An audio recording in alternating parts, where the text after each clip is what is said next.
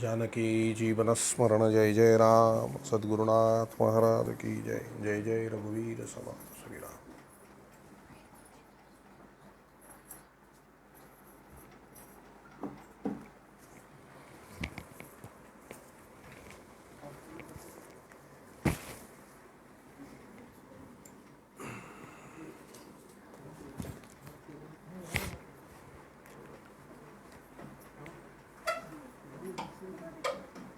हाँ बसू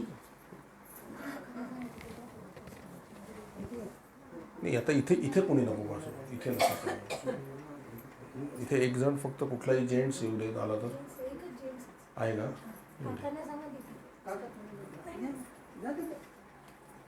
असू दे.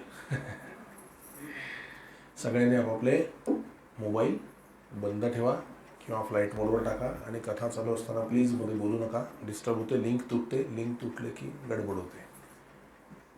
हे बी काही पाठांतर असेल तर गोष्ट निराळी आहे. हे डायरेक्ट तिथून येत असतं. ते त्याला डिस्टर्ब झालं की मग पुढचं येत नाही. तुम्हालाच चांगलं ऐकायला मिळणार नाही. विनंती आहे. श्रीराम समर्थ. विदेहा परी चालवोनी प्रपंचा, मुमुक्षु जना लागी अध्यात्म चर्चा, करोनी बहुलोक जे मिळवीती, नमस्कार त्या ब्रह्मचैतन्य मूर्ती. जयाचा जनी जन्म नामार्थ झाला, जयाने सदावास नामात केला, जयाच्या मुखी सर्वदा नामकीर्ती, नमस्कार त्या ब्रह्मचैतन्य मूर्ती. सद्गुरुनाथ महाराज की जय. जय जय रघुवीर समर्थ श्रीराम.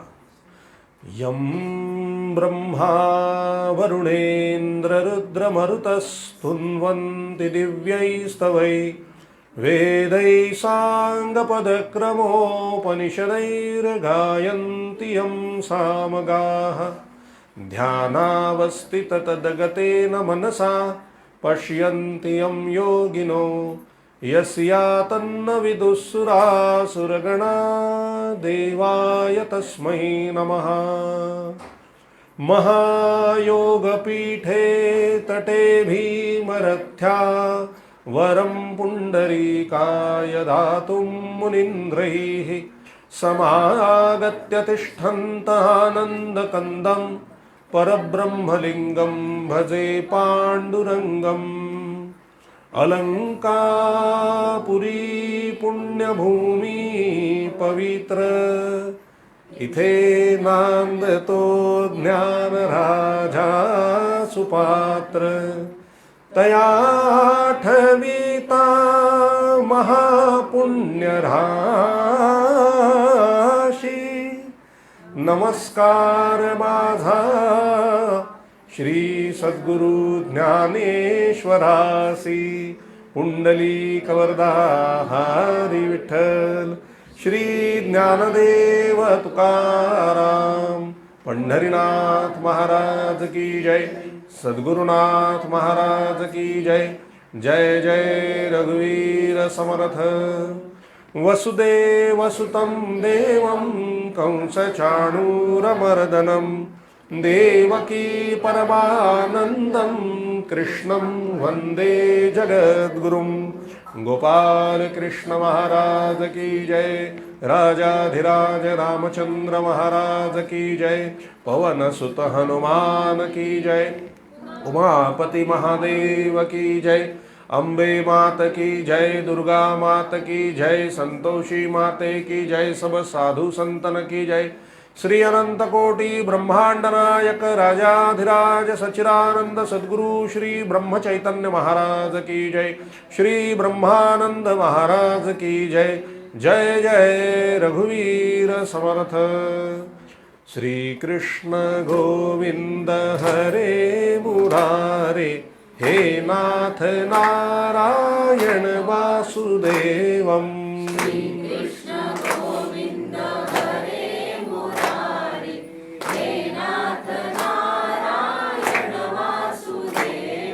श्री कृष्ण गोविंद हरे मुरारे, हे नाथ नारायण वासुदेवम.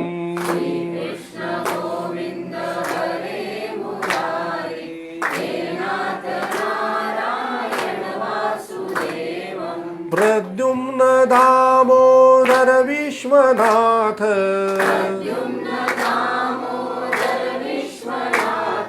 प्रद्युम्न दामोदर विश्वनाथ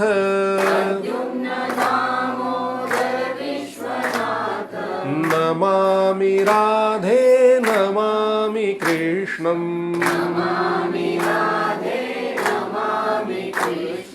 नमामि राधे नमामि कृष्णं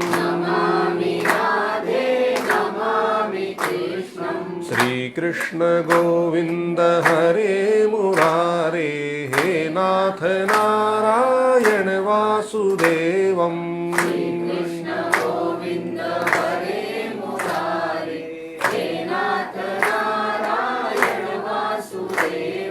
श्री कृष्ण गोविंद हरे मुरारे हे नाथ नारायण वासुदेवम्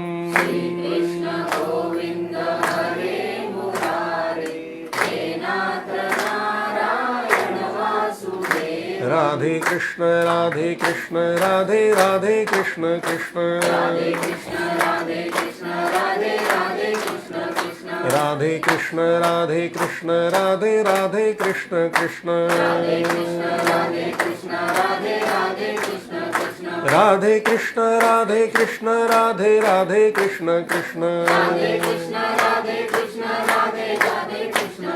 राधे कृष्ण राधे कृष्ण राधे राधे कृष्ण कृष्ण राधे कृष्ण राधे कृष्ण राधे राधे कृष्ण कृष्ण राधे कृष्ण राधे कृष्ण राधे कृष्ण राधे कृष्ण कृष्ण राधे कृष्ण राधे कृष्ण राधे कृष्ण राधे कृष्ण कृष्ण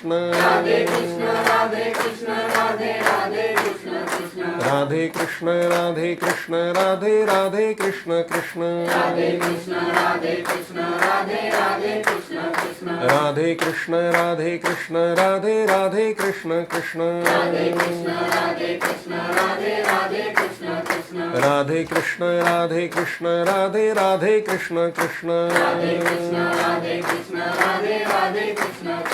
राधे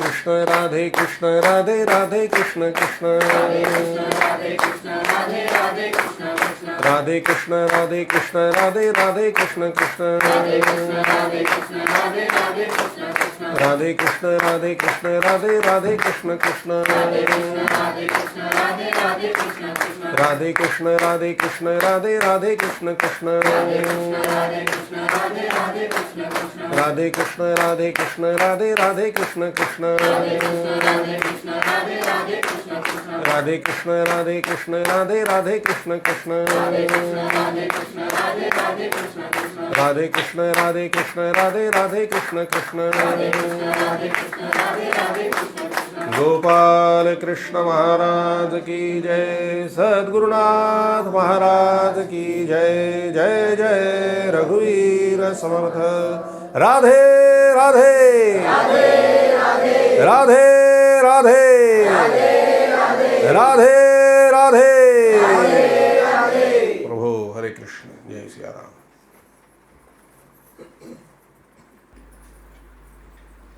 थोडं पुढे सरकून घ्या इकडच्या ओळीच्या लोकांनी। सरका पुढे थोडं, सरका पुढे, सरका या पुढे सरका।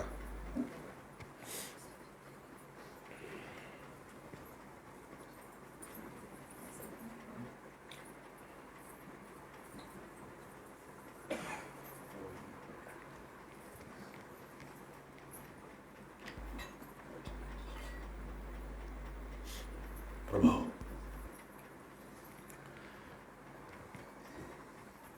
सगळ्यांनी आपापले मोबाईल बंद ठेवा। महावैष्णव संत भगवान श्री ब्रह्म चैतन्य महाराज, श्री ब्रह्मानंद महाराज आणि श्रीमद भागवत सप्ताह ऐकण्याकरता जमलेले सर्व प्रिय भाविक जन, सगळ्यांनी आपले डोळे मिटायचे। डोळ्यासमोर श्री क्षेत्र पंढरपूर, मुख्य मंदिर, परमपिता पांडुरंग परमात्मा यांच्या समोर यायचे। त्यांच्या चरणी असंख्य तुलसीपत्र आणि फुलं व्हायचे आणि नमस्कार करायचा। त्यांच्याच पाठीमागे उभ्या असलेल्या रुक्मिणी माता, सत्यभामा माता, राधा माता यांच्याही चरणी फुलं व्हायचे आणि नमस्कार करायचा. पुन्हा परत फिरून परमपिता पांडुरंग परमात्मा यांच्यासमोर यायचे, त्यांच्या चरणी आपलं मस्तक नत करायचं आणि प्रार्थना करायची. हे प्रभो, हे दयानिधे, या संसार सागरातून लवकर आमचा उद्धार कर.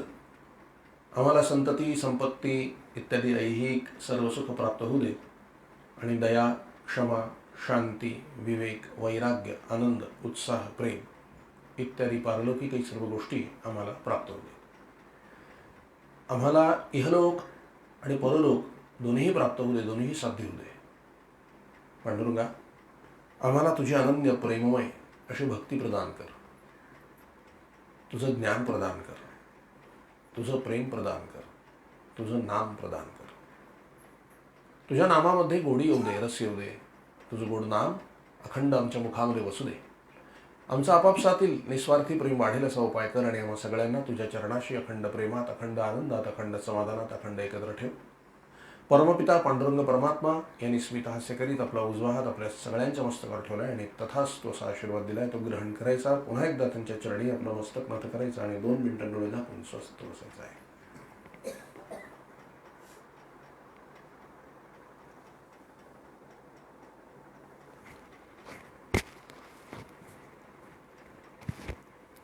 जानकी जीवन स्मरण जय जय राम. श्री सद्गुरुनाथ महाराज की जय. जय जय रघुवीर समर्थ श्रीराम.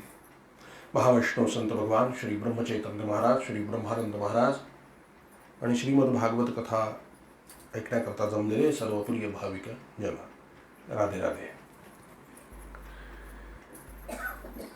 आज पण मानसमध्ये राहते की काय असं वाटलं, गडबड झाली असोत.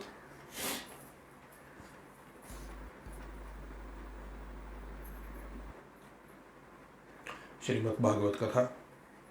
शौनकजी, सूतजी. परीक्षित राजाची कथा काल आपणही पाहिली आणि शौनकजींना ती सांगण्यात आली. भागवत कथेचा महिमा सांगण्यात आला. खूप त्याला सप्ताह यज्ञाला खूप नियम आहेत. ते ग्रंथामध्ये तुम्ही वाचा. श्रोता कसा पाहिजे, वक्ता कसा पाहिजे, वक्त्याला काय द्यायचं असतं, श्रोत्यांनी कसं राहायचं असतं, सगळे नियम त्याला दिलेले आहेत. आपल्याला ते नियम का लागू नाही आहे? कारण आपण सप्ताह यज्ञ करत नाही आहोत, आपण कथा करतोय. सप्ताह यज्ञामध्ये नियम आहेत. 7 दिवस एकाच जागेवर बसावं आणि आपली जागा सोडू नये. पुष्कळचे त्याला नियम आहेत. मग केळीचं खांब आणि बरंचसं पुष्कळ सत्यनारायणाला जसं आपण जमवतो तसं एक मोठं आसन तयार करून त्यावर भागवताची पोथी ठेवायची असते. खूप त्याला नियम आहे, पुष्कळ आहे. ते मोठे सप्ताह करतात, सप्ताह यज्ञ, त्यावेळेला ते होतं. अरे बापरे, सप्ताह यज्ञाला पुष्कळचे नियम आहेत. पण आपण साधी सरळ कथा करत असल्यामुळे कथेला काही नियम नाही.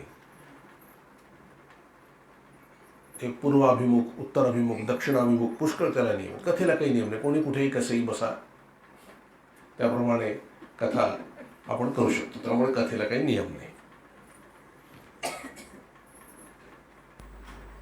शौनकजीने प्रश्न विचारला की महाराज, तुम्ही सांगितलं भागवत कथेचं महात्म्य सांगितलं, नेमकं भागवत काय आहे?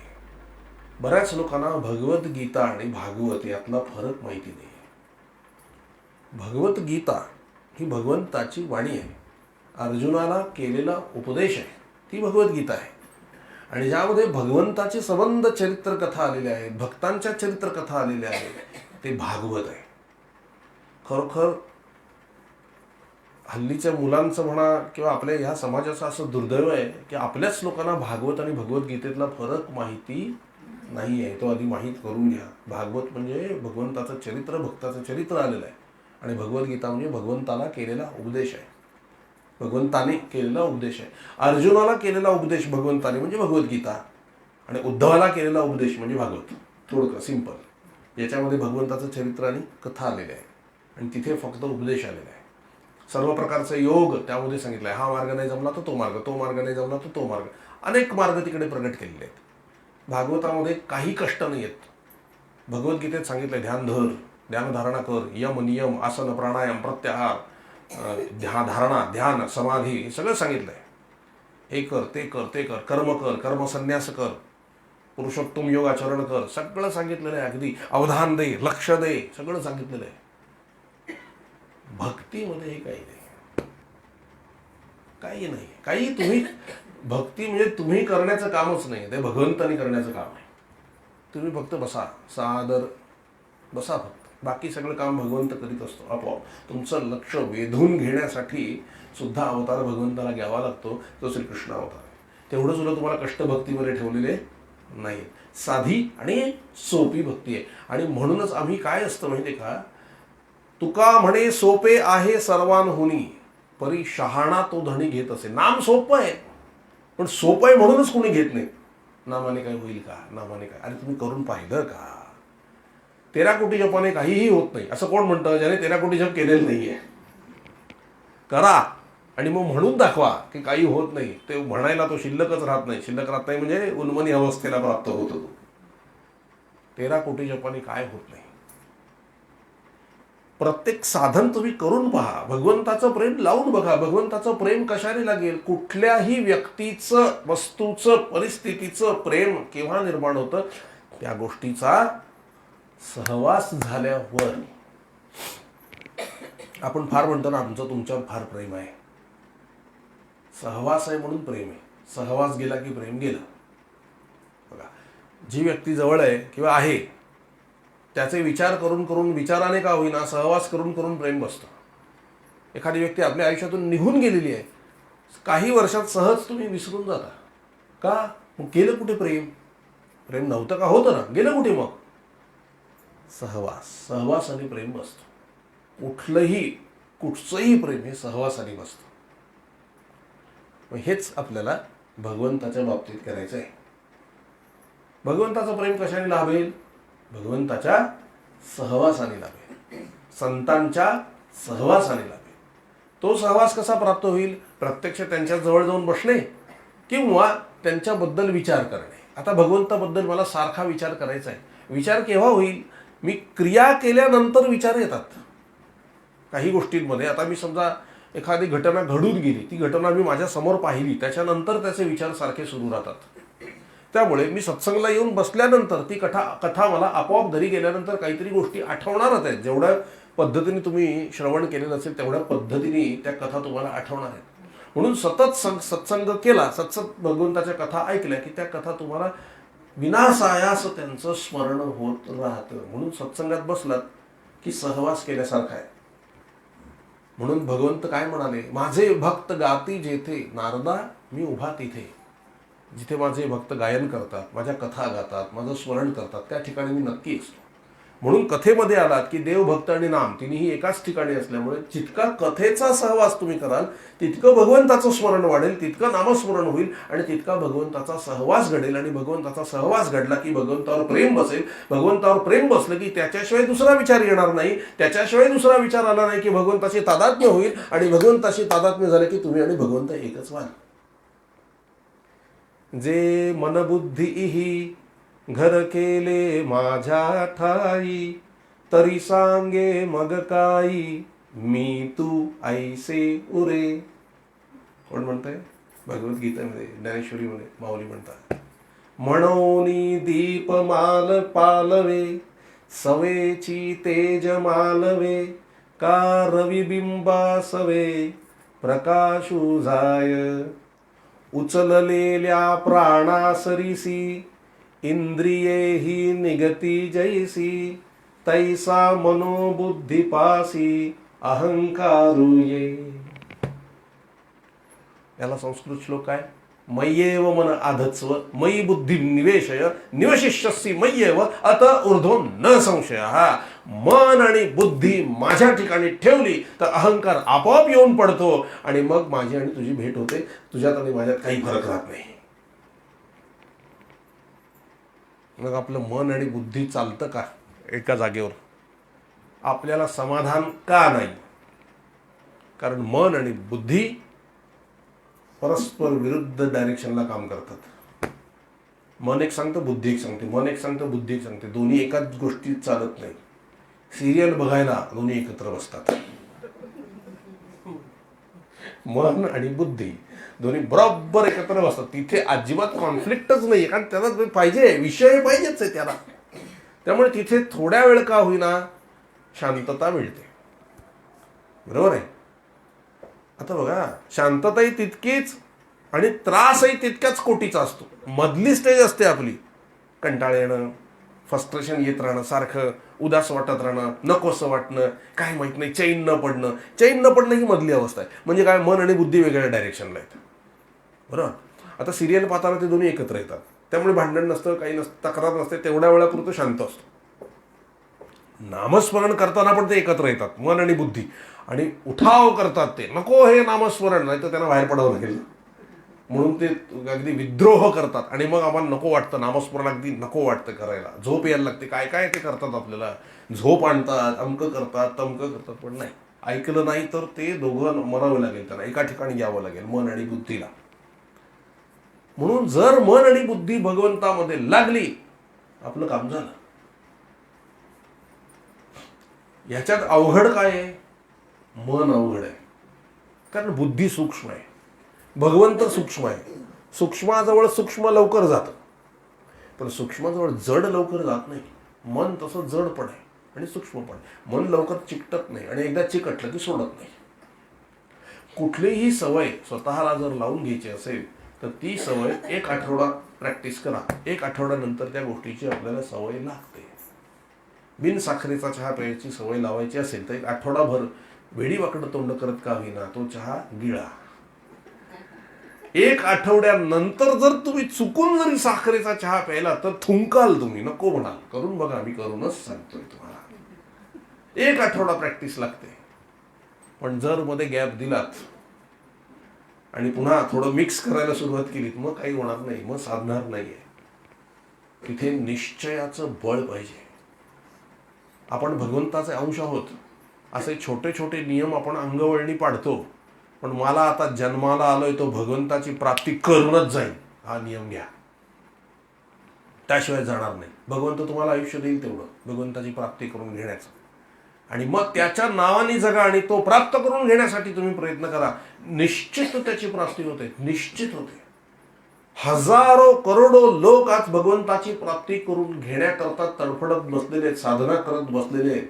जिथे मन आणि बुद्धी एकत्र झालं, त्यांची कामं झालेली आहेत. म्हणून मनाला फसवायचं असेल ना, थोडंसं अंजारून गोंजारून, नको रे मना, विषयांकडे जाऊ नकोस, प्रेमाने त्या मनाला समजावून समजावून चुचकारून त्या कथेमध्ये आणून बसवलं पाहिजे. ते कथेमध्ये बसून सुद्धा उडतं बघा, इकडे तिकडे. घरी जाऊन येतं ते पटकन, काय झालं असेल काही नाही, बाहेर रस्त्यावर जाऊन येतं, कोणाची तरी आठवण काढतं, अमका नाही आला तर अमका. अरे कथा ऐक न बाबा, मनाला सांगतोय मी बरं का. मन भरकटतं आपलं, इकडे तिकडे सगळीकडे जाऊन येतं ते कथेमध्ये.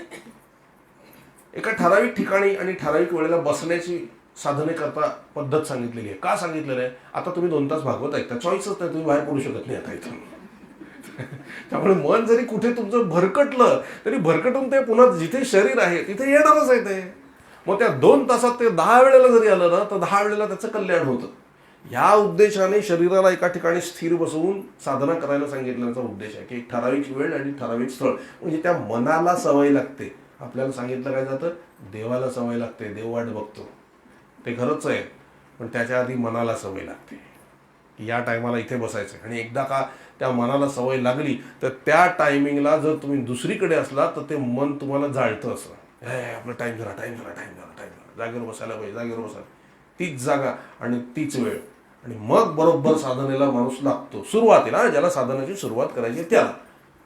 हो, 10 वर्ष एका ठराविक कपातून तुम्ही चहा पित असलात आणि कपबशा अचानक कोणी बदलल्या ना तर राग येतो, माझाच कप मला आण म्हणतो की नाही. तुझा कप कुठनं झाला, तो बनवला कुंभाराने, विकत आणलाय आपण, इथे ठेवलाय, तो फुटला तर फुटून केवढेच जपतो ती कपबशी आहे. कशा कर, सवय. माणूस काय आहे, habit is a second nature. सवयींचा गुलाम आहे माणूस, सवयींचा आराखडा आहे माणूस, सवयींचं गाठोड आहे माणूस. आणि परमार्थ म्हणजे एक एक सवयी बाजूला करणे. मी अमकं करू शकतो आणि मी अमकं करू शकत नाही, या दोन्हीही खोट्या बिलीफ सिस्टीम्स आहेत ज्या आपण स्वतःवर लादून घेतलेल्या आहेत.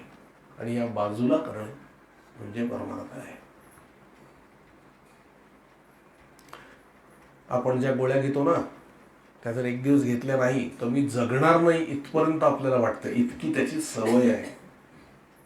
त्या गोळ्यांशिवाय आपण जगणार नाही हे किती खोटं आहे. जन्माला आलो तेव्हा गोळ्या खात आलो का? हे सगळं नंतर आपण अडॉप्ट केलेलं आहे.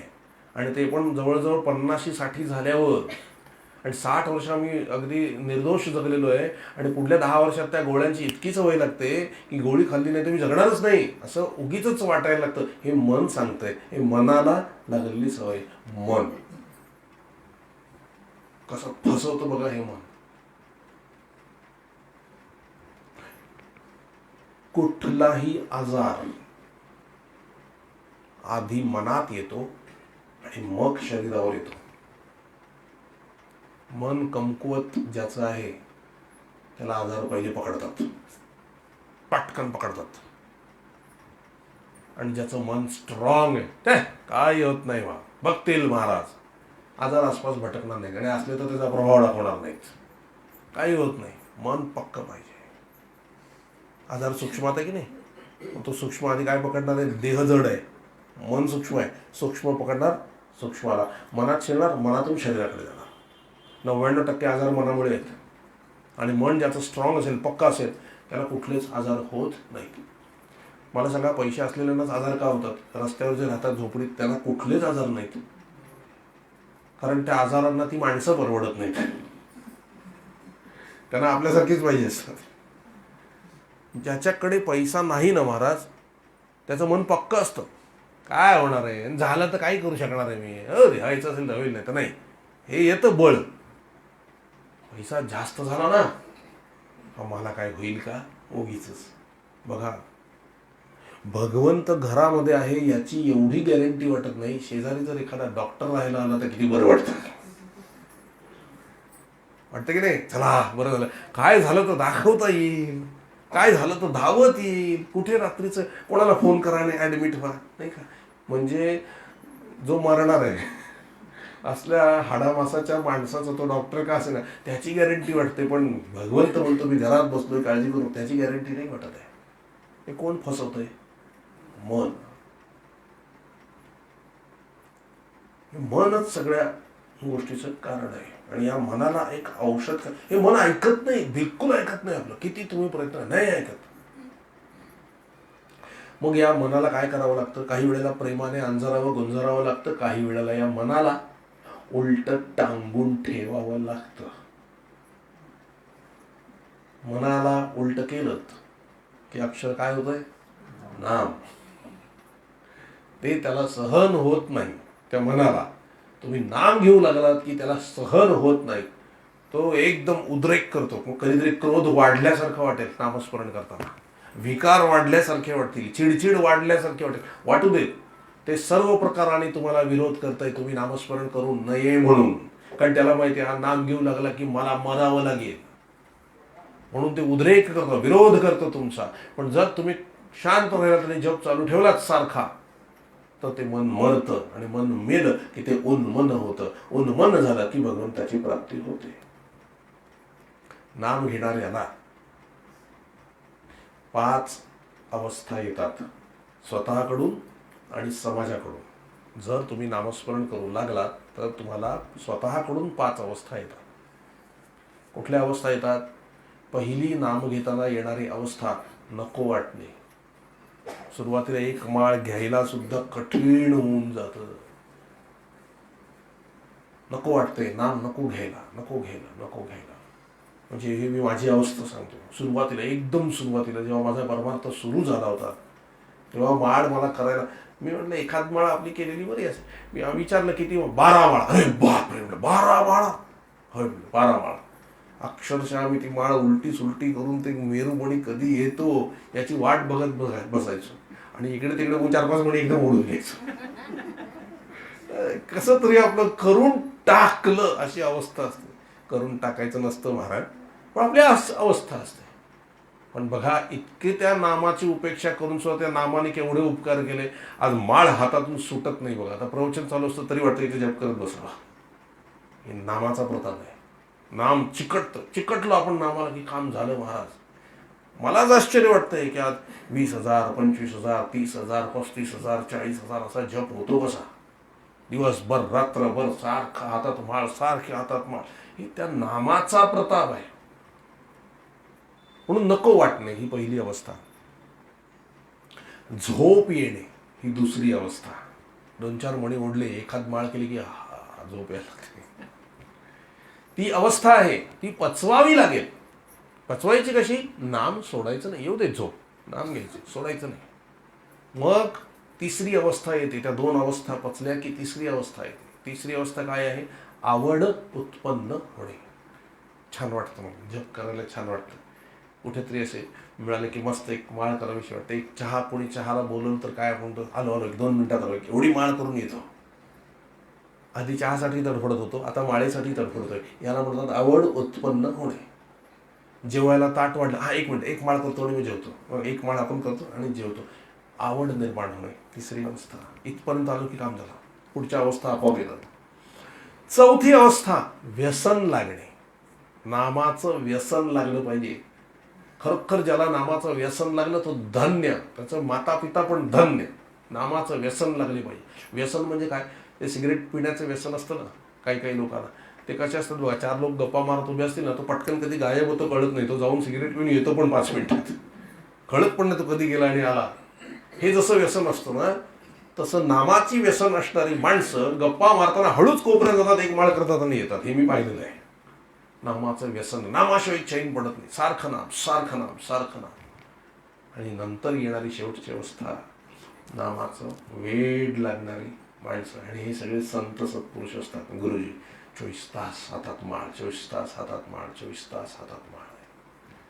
ह्या नामाच्या येणाऱ्या 5 अवस्था आहेत. या अवस्था आल्या की तुम्ही ब्रह्म झालात, भगवंत झालात किंवा भगवंताची प्राप्ती झाली एवढं समजायला हरकत नाही. हे करत असताना जशा आपल्या आतूनच नामाच्या या 5 अवस्था आलेल्या आहेत, तसंच समाजाकडून नामाच्या अवस्था आपल्याला येतात. आता समाजाकडून येणाऱ्या अवस्था थोड्याशा डेंजर असतात. त्या आपण कारण समाजात राहत असल्यामुळे. पहिली अवस्था नामाची येते उपेक्षा. तुमची उपेक्षा केली जाते समाजामध्ये, नाही का? तुम्ही काय करता म्हटल्यानंतर त्यांना अपेक्षित असतं तुम्ही नोकरी धंदा काय करता. तुम्ही सांगितलं ना आम्ही परमार्थ करतो, आम्ही सद्गुरूंचं करतो, की विचित्र नजरेने तुमच्याकडे पाहतात. सो कॉल्ड एज्युकेटेड माणसं. जाऊ दे, आता त्याच्याबद्दल काही मी बोलत नाही. उपेक्षा. ज्यांना लाखोंचं पॅकेज घेऊन नोकरी करण्यात फार काय पुरुषार्थ वाटतोय, अहो नोकरीच करताय, मालकी नाही आहे ती, त्यांना पुरुषार्थ वाटतोय, त्याच्यापेक्षा सुद्धा त्या लोकांना जपाचं महत्व काय कळणार आहे, परमार्थाचं महत्व काय करणार आहे, सद्गुरूचं महत्व ते आपल्याला वेड्यात काढतात. उपेक्षा ते असत आहे. उपेक्षा समाजात असू देत. नको हे चाळणी सुरू झाली समजा, नको ती माणसं आयुष्यातून बाहेर जात आहेत, चांगली गोष्ट आहे, उत्तम. काही गरज नाही अशा लोकांची. ज्यांचा पैशावर भरोसा आहे अशा लोकांची गरज परमार्थिकाला नाही. परमार्थिकाला भक्तांची गरज आहे. पदोपदी भगवंताचं स्मरण करणाऱ्यांची गरज आहे. सारखं नाम घेणाऱ्यांची गरज आहे. ज्यांचा भगवंतावर भरोसा आहे, नामावर भरोसा आहे, त्यांची गरज आहे भक्ताला. त्यामुळे भक्तांनी असल्या माणसाच्या नादी लागू नये. ही भगवंताची कृपा होते जेव्हा लोक तुमची उपेक्षा करू लागतात. उपेक्षा करतात. पहिल्यांदा तुम्ही नामाला सुरुवात केली की अरे काय होतास तू, काय झालास तू, असं बघतात आपल्याकडे. कशी अवस्था झाली तुझी, पूर्वी चांगला होता, सगळी छान राहत होतास, आता काय साधं सरळ राहतोयस, काय अमकं तमकं, काही नाही, नटत नाही, थटत नाही, असं लोक बोलतात. त्यांना काय कळणार आहे अंतरसुख काय असतं. ते एवढं नटून थटून सुद्धा दुःखीच असतात. आणि आपलं काही नसताना सुद्धा आपला आनंद आहे बघा, टिकणारा आनंद आहे. म्हणून ही अवस्था फार महत्त्वाची. समाजाकडून येणारी पहिली अवस्था उपेक्षा. तरी सुद्धा आपण आपला जप चालू ठेवला तर येणारी दुसरी अवस्था उपहास. 4 लोकात आपल्याला हसलं जातं, परमार्थी म्हणून हिणवलं जातं, 4 चौघात वेगळ्या पद्धतीने आपल्याकडे बघितलं जातं, अपमानास्पद वागणूक दिली जाते. काही वेळेला मजा मस्करीमध्ये उपहास, आपली मस्करी केली जाते. हरकत नाही, ही अवस्था नामानेच आलेली आहे. तुमच्यावर भगवंताचे उपकार आहेत म्हणून समाजाचं खरं रूप तुम्हाला दिसतं आहे. तरी पण आपण आपला नाम जप चालू ठेवलं, मग समाजाकडून तिसरी प्रखर अवस्था बदलतात, काय याच्याशी बोलण्यात वेळ घालवायचा असं म्हणून लोक रस्ता बदलतात, तोंडावरती शिव्या देतात, काय तुमचा परमार्थ अमकं तमकं, आपल्या संतांना नावं ठेवणं, आपल्या सद्गुरूंना नावं ठेवणं, आपल्याला नावं ठेवणं असल्या भयंकर ही परीक्षा आहे. तिरस्कार केला जातो, ही तिसरी अवस्था. तरी आपण आपला मार्ग सोडला नाही आणि अखंड नामजप सुरू ठेवला, मग चौथी अवस्था येते स्वीकार. मग हीच माणसं तुम्हाला डोक्यावर घेतात, तुम्हाला कसं साधलं, तुम्हाला कसं साधलं, किती शांत झाला तुम्ही, किती वेगळा स्वभाव झालाय तुमचा, आम्हाला ही शांतता कधी मिळेल, तुम्ही कुठे जाता, काय करता, आम्हाला सांगा. ही येणारी चौथी अवस्था आहे स्वीकार. हा परमार्थ आहे. परमार्थ नो हे लेकुरांच्या गोष्टी येथे व्हावा पोटी अनुताप. अनुताप झाल्याशिवाय नाही, अनुताप झालाच पाहिजे. त्रिविध तापे पोळला तोची अधिकारी झाला परमार्थासी.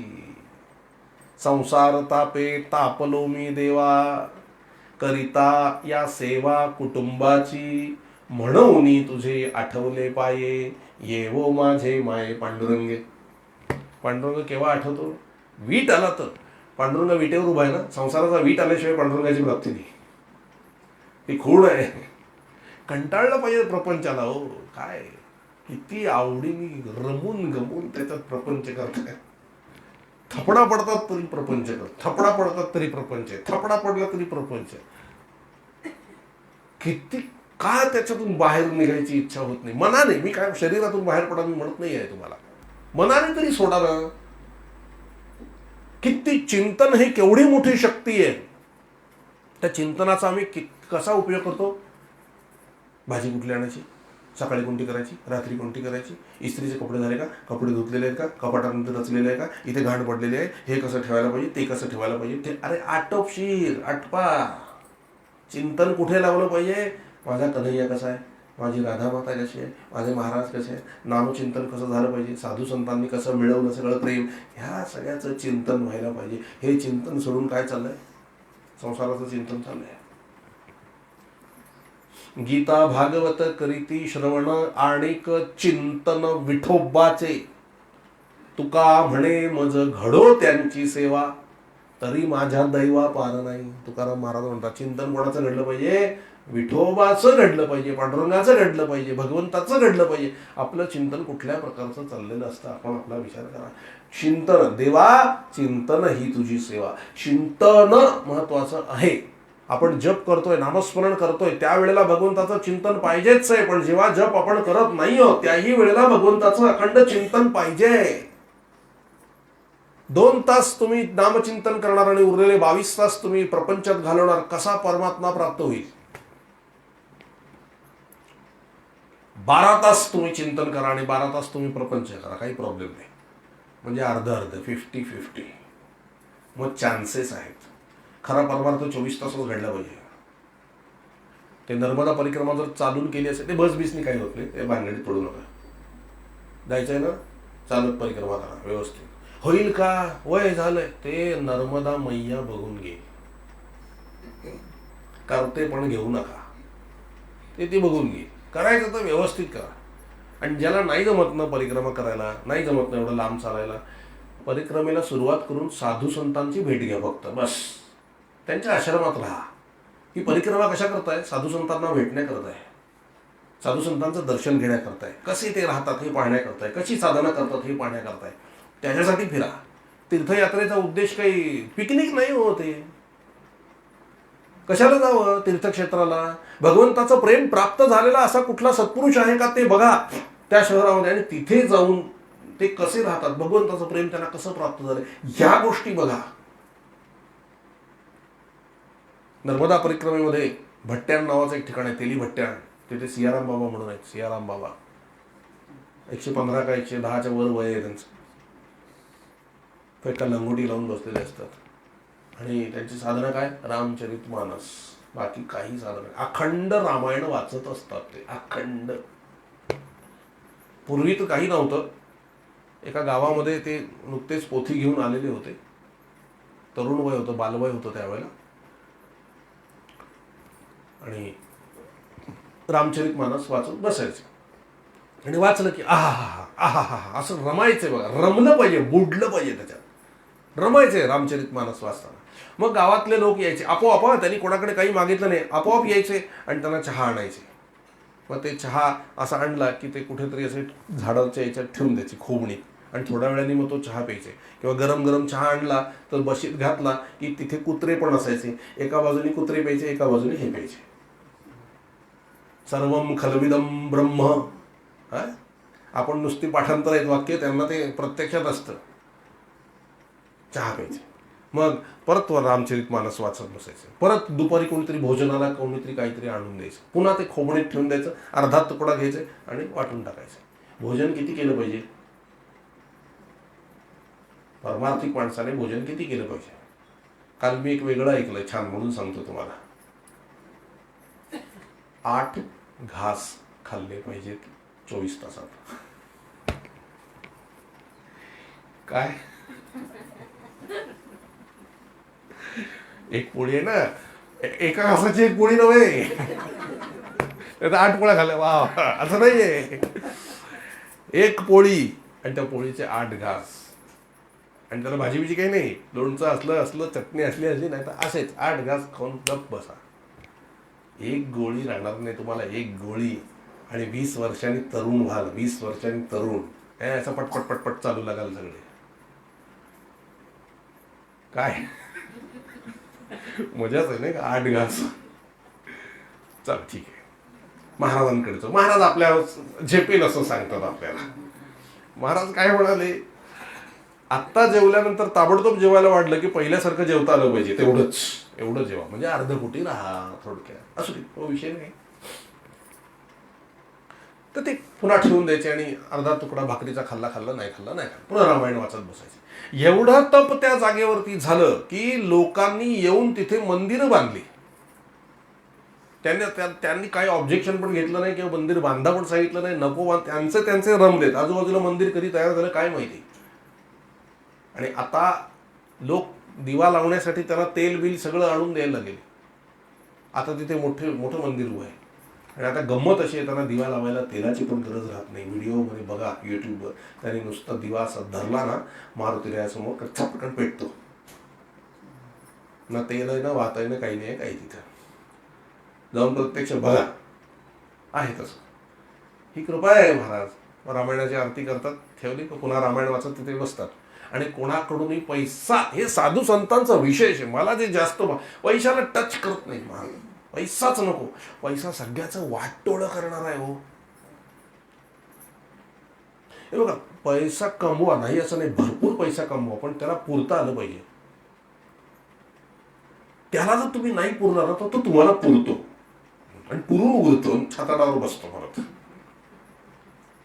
पण साधू संत पहा, नेहमी लक्ष्मीची उपेक्षाच आहे. नकोच, पैशाला स्पर्शच नाही. ते सुद्धा नाही, पैशाला स्पर्श नाही. तुम्ही त्यांना कितीही पैसे त्या सियाराम बाबांपुढे टाका, ते तुमचे सगळे पैसे घेतील, त्यातले 10 रुपये काढतील, बाकीचे परत करतील. 1000 रुपये दिले तर 990 रुपये तुम्हाला परत करणार. आपण असेच निघाल तर बोलणार, बाबाजी यहाँ, आणि पैसे मोजणार, 990 देणार. तुमची इच्छा आहे म्हणून 10 रुपये फक्त ठेवा. काय चाललंय का त्यांचं व्यवस्थित 10 रुपयात? त्यांना त्या 10 रुपयाची पण गरज नाही महाराज. आपल्यासारखे गेले ना 8 दिवस बसून भंडारा घालतील, एवढी ताकद आहे. पैसे नसताना ही ताकद खरी आहे. कशाला पाहिजे पैसे? काय गरज आहे घालायला? काय एक लंगोटी घातली, रामचरितमानस वाचतायत. आणि एक वैशिष्ट्य आहे, काय कृपा असते पहा. चहा आणून देत असत की नाही सकाळी सकाळी त्यांना.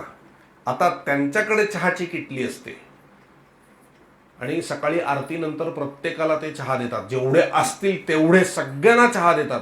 आणि तो चहाचा प्रसाद घेण्यासाठी लांबून लांबून लोक येतात. आणि गंमत म्हणजे किटली रिकामी असते. चहा पडतो कुठून? जाऊन बघा, हे धडधडीत सत्य आजही ते आहेत. हे सत्पुरुषनं कधी देह ठेवतील सांगता येत नाही. पटकन जाऊन दर्शन करून घ्यायचं असतं संतांचं.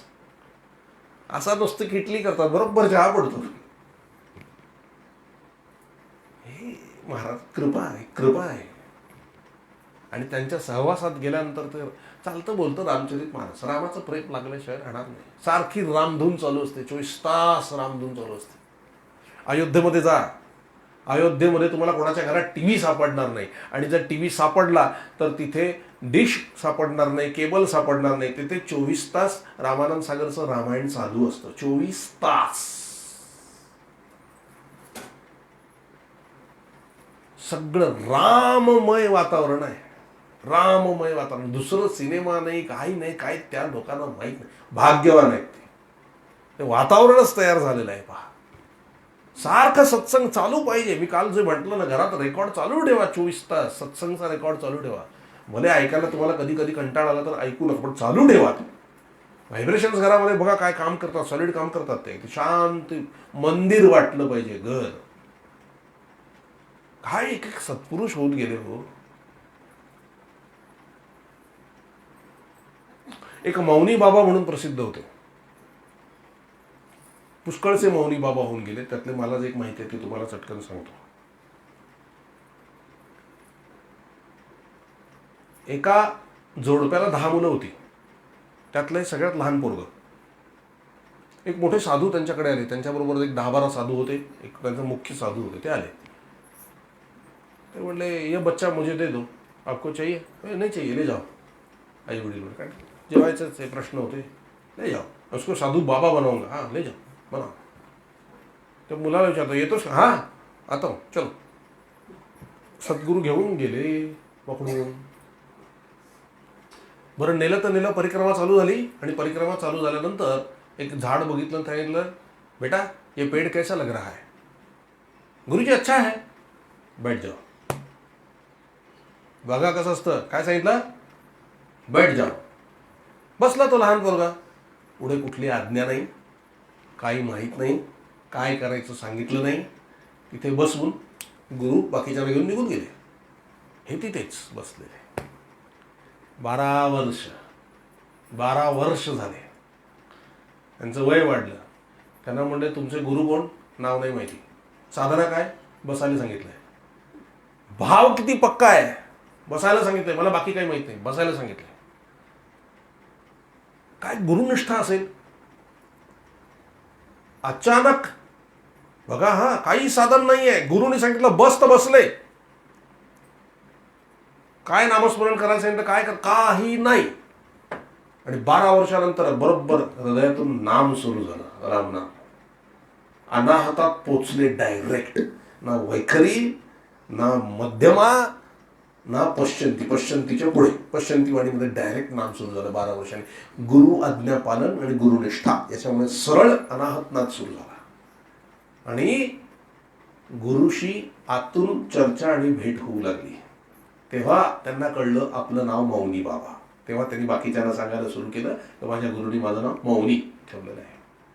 मग अचानक पाय टांगून बसत असत झाडाला उलट. त्यांना विचारलं, हे काय? गुरुनी सांगितलं पाय टांगून ठेव. टांगून ठेवले. नंतर जे अभ्यासू लोक होते त्यांना कळलं की ते कधी एक पाय टांगून ठेवत असत, काहीतरी वेगळं करत असत, काहीतरी हात उभा ठेवत असत, अमकं करत असत. सगळ्या प्रकारचा हठयोग त्यांच्या गुरुनी त्यांच्याकडनं ऑटोमॅटिक करून घेतला, त्यांच्या नकळत. कारण त्यांना कळायची आवश्यकता तर. गुरुने सांगितलं पाय टांगून ठेव, टांगून ठेवला. रग लागली तरी टांगून ठेव, टांगून ठेव. गुरुने सांगितलं बस, तयारी झाली महाराज. ही गुरुनिष्ठा आहे. मग गर्दी व्हायला लागली. काही जण आले, नमस्कार करायला लागले. त्यांना काही पडलेलं नाहीये. ते आपले नमस्कार करू लागले, चर्चा करायला लागले, बसायला लागले. हे आपले आपले स्वस्थ बसून होते, काही नाही, गुरुचे अनुसंधान डायरेक्ट, काही नाही, स्वस्थ बसले. एकाने मारुतीची मूर्ती आणली. ते म्हणले, बाबाजी मारुतीची मूर्ती ठेवू का इथे? ठेव म्हणले. ज्या झाडावर बसायला सांगितलं होतं त्या झाडाच्या बाजूला ठेवलं. आणखी काही लोक आले, बाबाजी पूजा अर्चा सुरू करायची का, आरती वगैरे रोजची? हां करा म्हणाले. ते लोक येत असत, आरती करत असत. बाबाजी स्वस्त. बाबाजी काही दिवसांनी म्हणे, बाबाजी इथे छोटंसं मंदिर बांधूया का, लोकांना यायला? बांधा म्हणले. तिथे मंदिर पण बांधलं त्या झाडाच्या बाजूला लागून. मौनी बाबा स्वस्त. बाबाजी इथे आता पंक्ती चालू करायच्या का? करा म्हणाले. अन्नदान हे चालू झालं तिकडे सगळं. काही दिवसांनी ते ग्रामपंचायतीतली काही लोक आली. ते म्हटले की आम्हाला हे पाडावं लागेल, हे इल्लिगल आहे म्हणाले मंदिर. हे लोक घाबरत आले. ते म्हटले, बाबाजी मंदिर पाडायला सांगितलं. पाडा म्हणाले. बघा, हा पाडा म्हणाले. पाडलं ते मंदिर. म्हणजे आता मूर्ती नुसतीच तिथे. ते काही जण आले म्हणले, बाबाजी मूर्ती घेऊन जाऊ का आम्ही हनुमंताची? घेऊन जा म्हणले. त्याने एकाने विचारलं, अहो तो मारुती इथे एवढे वर्ष पूजा अर्चा चालली आहे, तुमच्या सहवासात अन्नदान चाललंय, मंदिर, तुम्हाला याचं काही वाटत नाही? मारुती रायाला मी बोलवलं का? तो स्वतःहून आला, मंदिर बांधून घेतलं, पूजा करून घेतली. आता त्याला दुसरीकडे जायचं असेल तर जाऊ दे, मला काही. माझा सद्गुरू काय सांगेल ते खरं. जरा अटॅचमेंट नाही. आणि असं म्हटल्यावर त्या हनुमंताने प्रगट होऊन कडकडून मिठी मारली त्याला. याला म्हणतात परमार्थ. असे हो, असे, फक्त असे, काही नाही. ताप आला तर गुरु बघून घेतील, सर्दी झाली तर गुरु बघून घेतील, अहो मराल की पुढचंही तेच बघून घेतील. असं काय औषध घेतल्याने अमर होणार आहे कमी? हे बऱ्याच लोकांनी अमरतेचं वरदान मागितलं. हिरण्यकश्यपू, रावण, आम्हाला अमर व्हायचंय. ब्रह्मदेवाने गोळ्या दिल्या का खा म्हणून? असं होत नाही हो. आज नव्हतं जायचंच आहे. पण काय मला सांगायचं, किती गुरुनिष्ठा, attachment zero, zero attachment. Maruti प्रसन्न. मग एक जण आला, बाबाजी भंडारा घालायचा आहे. घाला म्हणाले. नाही तुम्ही घाला. बरं म्हणाले, सद्गुरूची इच्छा असेल तर भंडारा होईल. बोलवा म्हणाले. दवंडी पिटवली, अख्खा गाव बोलवलं. यांच्याकडे भिक्षा पात्र रिकामं काही नाही. बोलले, बाबा मला काय करायचं, सद्गुरू बघेल, नाही तर लोक मला शिवाय देऊन जातील. ती पण सद्गुरूची इच्छा, मला काय फरक पडतो, मला बाकी काही करायला सांगितलेलं नाही. आणि याने होते जय सद्गुरू असं म्हटल्यावरती सगळं धान्य त्यांच्या ह्याच्यातून पडू लागलं, त्या झोळी बोलून सगळ्या प्रकारचं. आणि जवळजवळ 5,000 लोक जेवले त्याच्यात. हा काय चमत्कार आहे का? गुरुनिष्ठा, पक्की गुरुनिष्ठा. लोक येऊन पैसे ठेवू लागले, त्याच्यातून भंडारा घालू लागले. संग्रह करायचा नाही. एक लंगोटी जवळ ठेवली, बस. संग्रह करा, आलेला पैसा वाटून टाक, ठेवायचंच नाही जवळ. त्यांना म्हणलं तुम्ही का ठेवत नाही? हे ठेवलं तर मग सद्गुरू राहणार नाही ना. आणि सद्गुरू पाहिजे असेल तर हे नको म्हणून ठेवायचंच नाही जवळ. आणि मग 12 24 वर्षांनी सद्गुरू आले. आणले, बेटा जिंकलंस. कडकडून मिठी मारली, आशीर्वाद दिला. तेच मौनी बाबा. काय यांची निष्ठा असते मला सांगा. ही कुठली साधन आहे? ठेविले अनंत तैसेची राहावे, चित्ती असू द्यावे समाधान. हे संत असेच असतात. एक गधेवाले बाबा म्हणून होते. गधेवाले बाबा, त्यांच्या हातात माळ होती, तर जप करायचे. आता ते एक गाढव त्यांच्या मागे लागलं, तर त्यांच्या बरोबर फिरत होतो. त्यांना काय वाटलं, काहीतरी व्यवस्था ईश्वराने केली असेल म्हणून तिथे गाढवावर बसायचे आणि 5,000 जप करायचे. गाढवावर बसून ते गाढव फिरायचे, इकडे तिकडे तिकडे तिकडे कुठच्या तरी गावात जायचं. आणि 5,000 जप झाल्यानंतर गाढव जिथे थांबेल तिथे हे आपला मुक्काम ठेवायचे. तिथे उतरायचे आणि बसायचे झाडाखाली, जप करत बसायचे. परत दुपार झाली की पुन्हा गाढवावर बसायचे आणि जप करू लागायचे. पुन्हा ते गाढव जिथे संध्याकाळी नेऊन सोडेल तिथे थांबायचे. असा यांचा क्रम चालला होता. उद्देश काय? काही नाही. खायचं प्यायचं काय विचार नाही. एक आठवड्यानंतर जसे ते बसू लागले गाढवावरती आणि जिथे गाढव थांबायला लागलं त्याच्या आसपासच्या गावातले लोक गधेवाले बाबा, गधेवाले बाबा, गधेवाले बाबा म्हणून जय जयकार करायला लागले. आणि येऊन त्यांच्या चहा पाण्याची व्यवस्था झाली, दुपारच्या जेवणाची व्यवस्था झाली. संध्याकाळी ते गाढव जिथे उतरेल त्या गाढवाच्या मागे बाकीचे सगळे लोक भजन करत करत टाळ घेत घेत चाललेले होते. हे आपले गाढवावर बसून जप. यांना काही फरक पडत नव्हता कोण मागे आहे आणि कोण पुढे आहे. कळलं? ते आपलं गाढव चालले, ते आपले जप करत चालायचे. मागे सगळी माणसं लागली. संध्याकाळी गाढव जिथे उतरेल तिथे गाढवाची आरती, पुढे ते देव मांडून ठेवला त्या देवाची आरती, त्या बाबाजींची आरती, मग भंडारा प्रसाद सगळं सुरू झालं. आणि ते गधेवाले बाबा म्हणून फेमस झाले. पण ते कशात पण अडकले नाही. हेच मोठे होतात माणसं. फुल डिटॅचमेंट, फक्त ईश्वराशी अटॅचमेंट. आपल्याला काही वेगळं करायचं नाही. प्रपंचातली आसक्ती काढून भगवंतामध्ये ती लावायची आहे. त्यामुळे प्रपंचात येईल तो प्रसंग, सद्गुरूंची इच्छा असं समजून सहन करून पुढे जायचं आहे. हा परमार्थ आहे. हे साधू संत आहे. ईश्वरापुढे त्यांना बाकी कशाचंही पडलेलं नाही. हा परमार्थ आहे महाराज. असे हे साधू संत असतात. गुरुनिष्ठ, पक्की गुरुनिष्ठ, पक्क. तो आहे, तो आहे, तो आहे, तो आहे, तो आहे, बस असं राहा. सरेंडर, पूर्ण टोटल सरेंडर. याला योगशास्त्रामध्ये ईश्वर प्रणिधान असं म्हणतात. ईश्वर प्रणिधान, पतंजलीने जो योगसूत्र लिहिलेलं आहे, ईश्वर प्रणिधान. चित्तवृत्ती निरोधा किंवा ईश्वर प्रणिधान. आणि त्यावर गुरुदेव रानडे म्हणतात ईश्वर प्रणिधानात एव. ईश्वर प्रणिधानाने, प्रणिधान म्हणजे शरणागती, ईश्वराला शरण जाण्यानेच भगवंताची प्राप्ती. आणि शरणागती म्हणजे काय? तू कर, मी असाच बसणार आहे, आश्रित. हे सगळे संत असेच होते महाराज, देवावर अवलंबून असणारे, शौनकांपासून सगळे. मग या शौनकांनी विचारलंय की भागवत म्हणजे नेमकं काय आहे, भागवताची लक्षणं कुठली आहेत. तेव्हा भागवताची 10 लक्षणं सूतजींनी सांगितली. सर्ग, विसर्ग, स्थान, पोषण, उती, मनवंतर, ईशानुकथा, निरोध, मुक्ती आणि आश्रय. त्यातलं हे आश्रय तत्व जे आहे ते सगळ्यात महत्वाचं आहे. या आश्रय तत्वावर उरलेली 9च्या 9 तत्व अवलंबून आहेत. म्हणून ज्याने भगवंताचा आश्रय घेतला त्याच्या आश्रयाला लोक आले. ज्याने प्रपंचाच्या आश्रयाला गेले, प्रपंचाने सुद्धा त्याला जवळ ठेवलं नाही, त्याला दुसऱ्याच्या आश्रयाला जावं लागलं. आणि जो भगवंताला आश्रय गेला, आश्रित झाला, भगवंताच्या आश्रित झाला, जग त्याच्या आश्रित होतं. साधू संत बघा तुम्ही, काही नाहीये त्यांच्याकडे.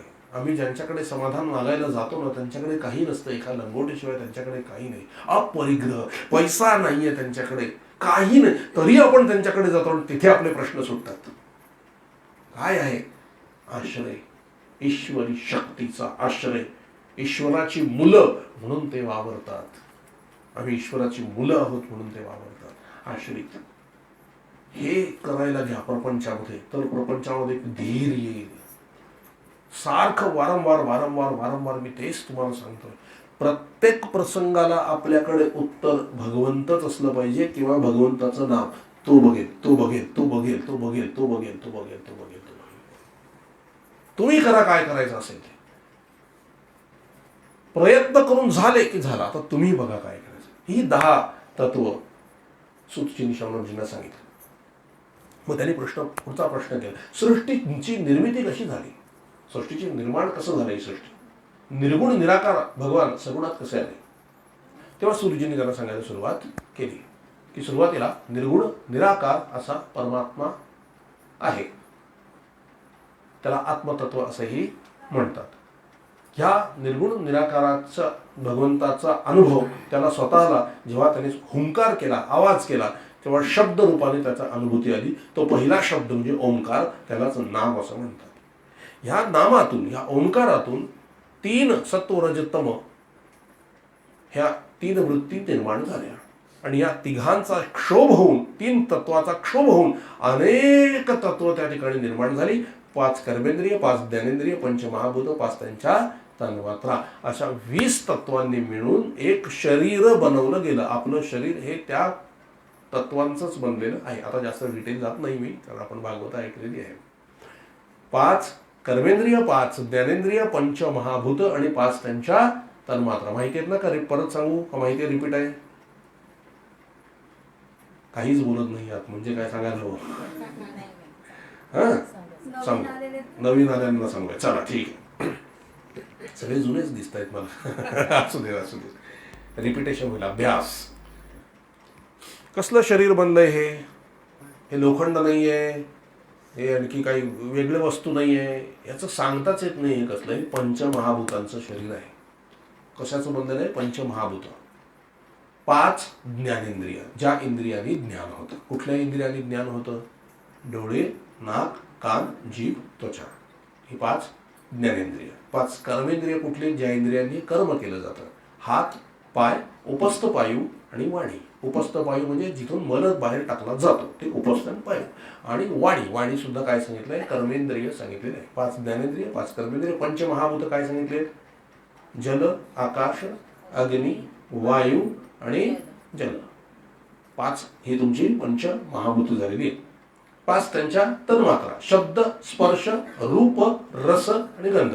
पृथ्वी, तेज, अग्नी, वायू आणि आकाश पंचमहाभूत. आणि शब्द, स्पर्श, रूप, रस, गंध या त्यांच्या 5 तन्मात्रा झाले. 20 तत्व झाले. कधी कधी आपलं नामस्मरण चांगलं झालेलं असलं किंवा भगवंताची आपल्याला आठवण झाली की आपल्या सद्गुरूंच्या ठिकाणी असलेला एक विशिष्ट सुगंध असतो, तो सहज घरामध्ये येतो. आणि आपल्याला वाटतं अगरबत्ती लावलेली नाहीये, काही लावलेलं नाहीये, तरी सुद्धा कसा सुगंध. मग आपण म्हणतो ईश्वरापर्यंत आपली प्रार्थना पोचली. काय होतं ते, तुमचा जप चांगला चाललेला असला की तुमच्यातलं पृथ्वी तत्व सूक्ष्म होतो, जडपणा कमी होतो आणि त्या पृथ्वीची तन्मात्रा जो आहे तो गंध आहे म्हणून तो सुगंध यायला लागतो, म्हणजे परमेश्वराच्या तुम्ही जवळ जाताय हा त्याचा अर्थ आहे. लक्षात आलं. असे वेगवेगळे आहेत शब्द. कधी कधी स्पर्श होतो भगवंताचा हळूच, एकदम रोमांच उभे राहतात बघा, डोळ्यातनं पाणी यायला लागतं, हा स्पर्श आहे. रूप, बऱ्याच वेळेला भगवंताचं रूप एकदम समोर येतं आणि नाहीच होतं. रूप, रस, एक वेगळीच गोडी जिभेला यायला लागते, त्यावेळेला काही खावंसं वाटत नाही. रस, शब्द, स्पर्श, रूप, रस आणि गंध. गंध मी तुम्हाला सांगितलं, हे अनुभव आहेत, या तन्मात्र आहे. आपल्यातलं जसं जसं तत्व कमी होत जाईल, सूक्ष्म होत जाईल, तसं तसं हे अनुभव येत जातात. या 20 तत्वांनी हे शरीर बनलेलं आहे. तसं ते शरीर भगवंतानी तयार केलं, विराट स्वरूप तयार केलं आणि तो मनुष्य शरीर एका कवचामध्ये त्यांनी झाकून ठेवलं आणि ते कवच पाण्यात सोडून दिलं. पृथ्वीच्या बाहेर जे पाणी आहे तिथे 1000 वर्ष ते कवच त्या पाण्यामध्ये राहिलं आणि 1000 वर्षानंतर सुद्धा त्यातला तो पुरुष हलत नाही, चालत नाही म्हटल्यानंतर भगवंतानी 4 सूक्ष्म तत्व तयार केली. त्या सूक्ष्म तत्वांना सूक्ष्म शरीर असं म्हणतात, अंतःकरण चतुष्ट असं म्हणतात, मन, बुद्धी, चित्त, अहंकार. ती त्याच्यामध्ये प्रविष्ट झाली. ती प्रविष्ट केल्यानंतर सुद्धा ते शरीर हलत नाही, चालत नाही, बोलत नाही म्हटल्यानंतर भगवंत स्वतः जाऊन त्या शरीरामध्ये प्रवेश करते झाले आणि मग ते शरीर हालचाल करायला लागलं. भगवंताचं जे सूक्ष्म स्वरूप त्या शरीरामध्ये प्रवेश करता झालं त्याला आत्मा असं म्हणतात. आणि मग ते कवच फोडून बाहेर आलं. तो जो पुरुष होता हालचाल करायला लागलेला तो कवच फोडून बाहेर आला. 1000 वर्ष पाण्यामध्ये राहिल्यामुळे पाण्याला नार असं म्हणतात, म्हणून त्या पुरुषाला नारायण असं नाव पडलं. आणि शेषशाही नाग वगैरे त्या ठिकाणी प्रगट झाले आणि तो मनुष्य विराट पुरुष भगवान त्या ठिकाणी प्रगट झाले. पहिला सगुण स्वरूप भगवान प्रगट झाले, शेषशय्येवर पहुडलेले. त्यांच्या नाभीमधून एक नाभीतून कमल निघालं आणि ते कमल ज्या वेळेला उघडलं त्या कमलामध्ये ब्रह्मदेव प्रगट झाले. हातात माळ घेतलेली, 5 तोंड असलेली. आधी त्यांना 5 तोंड होती, एक शिवाने उडवलं होतं तेव्हा 4 तोंड झाले. ब्रह्मदेव निर्माण झाले. त्यांना कळलं नाही की आपण कशासाठी जन्माला आलोय. ह्या सगळ्या खुणा आहेत. आपले 7 चक्र आहेत.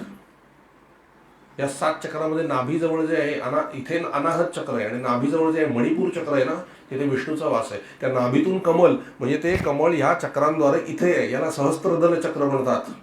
ते सहस्त्रदल चक्र उघडलं की ब्रह्मज्ञान होतं, म्हणजे त्या कमळामध्ये बसलेला ब्रह्मदेव आहे. लक्षात ठेवा, या सगळे सिम्बॉलिक आहे आणि प्रत्यक्ष पण आहे. वैकुंठ इथेच आहे. हे सेंटर्स आहेत सगळी. इथे कनेक्ट झालात की बरोबर तिकडे कनेक्ट होता येतं. लक्षात येत आहे. मग तो ब्रह्मदेव विचार करायला लागला की आता मी कुठून आलोय, काय झालंय, म्हणून तो जिथून उत्पन्न झाला होता तिथे परत जायला बघू लागला. पण त्याला काही सापडलं नाही. तो पुन्हा स्वस्थ येऊन बसला आणि चिंतन करायला लागला की मी कुठून आलोय, काय आलोय. तेव्हा त्याला भाषेतील वर्णमालेतील 15वं, 16वं आणि 21वं अशी 2 अक्षरं ऐकायला आली. त आणि प, त आणि प, त आणि प वारंवार ऐकायला यायला लागला. म्हणजे त्याला वाटलं मला तप करण्याची इच्छा झालेली आहे, आज्ञा झालेली आहे. म्हणून त्याने तपश्चर्या करायला आरंभ केला. भयंकर तपश्चर्या केली आणि भरपूर तपश्चर्या झाल्यानंतर ज्यांच्यातून ब्रह्मदेव प्रगट झाले होते ते भगवान श्रीमन नारायण त्यांच्या पुढे प्रत्यक्ष प्रगट झाले. बोलो नारायण भगवान की. नारायण भगवान प्रगट झाले आणि ब्रह्मदेवाने पटकन डोळे उघडले, भगवंताचं दर्शन घेतलं, नमस्कार केला. तेव्हा भगवान श्रीमन नारायण हरी त्याला काय म्हणाले, आता तू सृष्टीची निर्मिती कर, पण ती निर्माण करण्यापूर्वी मी कोण आहे हे ज्ञान तुला देतो, म्हणजे तुला कधी मोह होणार नाही. चतुश्लोकी बरोबर ऐका, सिंपल सांगणार आहे, जास्त वाढवणार नाही. काय सांगितलं, 4 श्लोक सांगितले. पहिल्या श्लोकामध्ये मी कोण आहे इंट्रोडक्शन दिलंय, भगवंतानी स्वतःचं इंट्रोडक्शन दिलेलं आहे. दुसरं माया कोण आहे, मायेचं इंट्रोडक्शन दिलेलं आहे. तिसरं मी सगळ्यांमध्ये कसा राहून कसा राहत नाही हे स्वतःचं स्वरूप सांगितलेलं आहे. आणि चौथं मला प्राप्त करण्याचा उपाय काय, याच्यात सगळा परमार्थ आला या 4 श्लोकात. या 4 श्लोकांचे व्यासांनी श्लोक तयार केले 18,000 आणि ते आहे भागवत. हे ओरिजिनल भागवत आहे. पहिल्या श्लोकातच सगळ्या प्रश्नाची उत्तरं आहे. जर पहिला श्लोक आपल्याला पटला आणि आपण त्याप्रमाणे अभ्यास केला तर आपल्यालाही ब्रह्मदेवाप्रमाणे कधी मोह होणार नाही. पण असं आहे ना का ती धारणा पक्की होत नाही. ते धारणा पक्की होण्याकरता स्मरण पाहिजे. काय आहे पहिला श्लोक?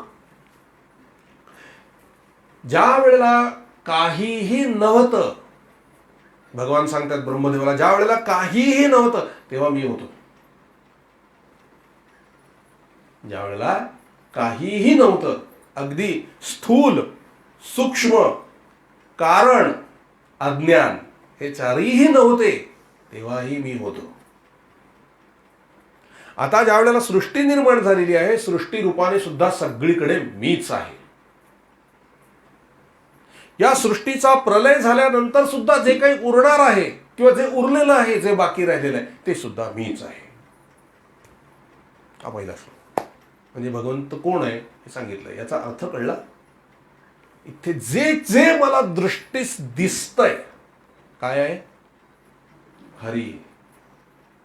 सगळीकडे भगवंत भरलेला आहे. तुम्ही सगळे भगवान आहात, श्रीकृष्ण आहात तुम्ही सगळे. जे जे भेटे भूत ते ते मानिजे भगवंत, हा भक्तियोग निश्चित जाण माझा. तुम्ही सगळे भगवानच आहात हे लक्षात ठेवून जर राहिलात घरात तर वाद होतील का? कुठल्याही प्रकारे काही होणार नाही. स्थिर चित्त होऊन जाईल, चित्तशुद्धी होईल. म्हणून पहिला श्लोक फार महत्व. किती आम्ही गडबड करतो. आम्ही स्वामींची उपासना करतो, आम्ही गजानन महाराजांची उपासना करतो, आम्ही ब्रह्मचैतन्य महाराजांची उपासना करतो, आम्ही रामाची उपासना करतो, आम्ही कृष्णाची उपासना करतो. युद्ध करा मग.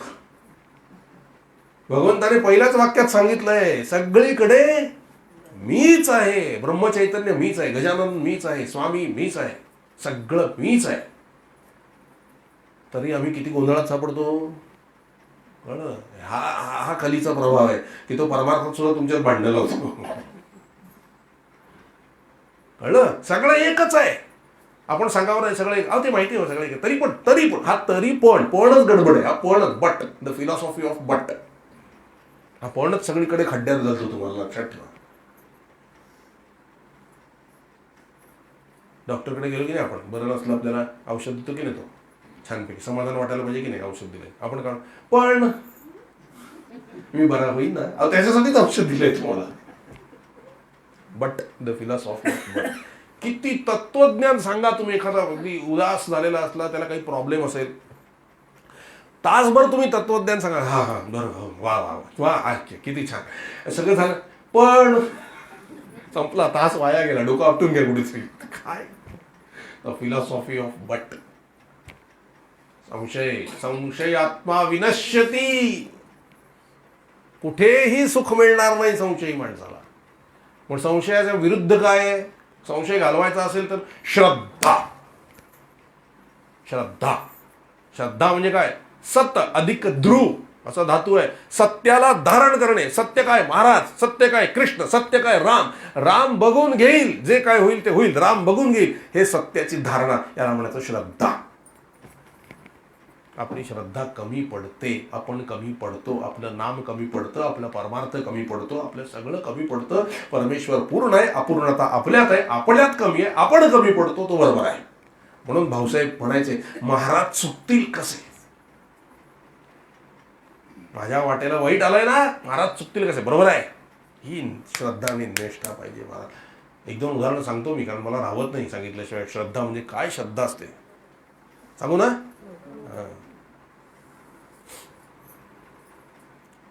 त्यांच्या बायकोचं मी तुम्हाला परवा सांगितलंच. त्यांना पुष्कळ मुली होत्या.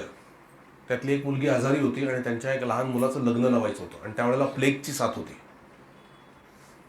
इन्फ्लुएन्झाची पण साथ होती महाराजांच्या वेळेला. आणि त्यावेळेला 2 कोटी लोक मेले होते एकाच वर्षात. फक्त पत्रकार नसल्यामुळे, न्यूज चॅनल नसल्यामुळे वाटोळं झालं नाही त्यावेळेला. आता त्याच्यापेक्षा 2 वर्षात कमीच गेलेली आहे, 2 कोटीपेक्षा, नाही का? तरी केवढा हल्ला आहे. असो, त्यावेळेला प्लेगची साथ होती म्हणून शेतात झोपड्या टाकून सगळे लोक राहत होते. शेतात जाण्यापूर्वी एक मुळीवाला तिकडून बाजारातून चाललेला होता. महाराजांनी त्याला थांबवलं आणि एक सापाच्या आकाराची मुळी विकत घेतली महाराजांनी आणि भाऊसाहेबांना म्हणले, भाऊसाहेब तुमच्याकडे ठेवा. का ठेवा, कशाला ठेवा, काही नाही. आणि त्याच्यावर एक मणी पण दिला होता, तो पण ठेवून घेतला आणि महाराज निघून गेले. महाराज निघून गेल्यानंतर एका आठवड्याने त्यांची छोटीशी एक मुलगी होती सुंदरा, तिला साप चावला. आता त्या धावपळीत कुठे जाणार, पळणार कुठे. चटकन भाऊसाहेबांना आठवण झाली, ती मुळी दिली आणि मणी दिलाय. मुळी उगाळली त्यांनी आणि ते पाजली मुलीला आणि तो मणी जिथे साप चावला होता तिथे चिटकवला. अर्ध्या तासाने तो मणी काळा होऊन सुटून बाहेर पडला आणि सगळं विष बाहेर पडलं. काय आहे ना, महाराज बघतात ना, आपल्याला नंतर कळणार असतं, त्यांना आधीच माहीत असतं काय होणार नाही. सगळं प्रीप्लॅन्ड असतं सद्गुरूंचं. त्यामुळे आपण काळजी करायचं काही कारणच नसतं, तरी आपण काळजी करत असतो. मग त्यांच्या मुलाचं लग्न व्हायचं होतं त्यावेळेला आणि त्यांची मुलगी जी बडोद्याला दिली होती ती आजारी होती. तेव्हा महाराज आले. त्यांना सामान्य प्रापंचिकांची कल्पना आहे हो. त्यामुळे ते काय म्हणाले की लग्न करावं का, तुमची मुलगी तिकडे आजारी आहे, पत्रिका वगैरे दाखवून घ्या पाहिजे तर.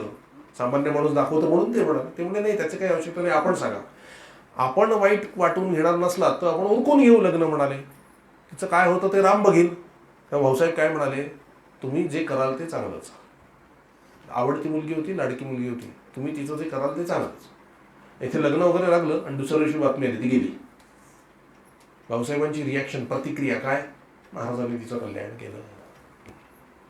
महाराज चुकतील कसे हे वाक्य आहे त्यांचं. आणखी घटना, भाऊसाहेबांच्या मुलीची सगळी लग्न महाराजांनी ठरवली. त्याप्रमाणे एका मुलीचं लग्न झालेलं होतं आणि ती गोंदवलेल्या एका छोट्याशा खोलीमध्ये राहत होती आणि त्याच्या बाजूलाच एकच भिंत, त्याच भिंतीला लागून भाऊसाहेब राहत होते. तिथे खोली दिलेली होती. त्या मुलीची सासू इतकी भयंकर होती की ती ह्या मुलीला डाक द्यायची आणि ती किंचाळायची हो मुलगी, आणि बाजूला भाऊसाहेब ऐकायचे. आता तुम्ही सगळे बाप आहात ना इथे, मुलीला जर वेदना सहन झाल्या तर काय. भाऊसाहेब शांत. त्यांना विचारलं, भाऊसाहेब हो मुलीला एवढा त्रास आहे, तुम्ही शांत कसे. ते काय म्हणाले माहिती.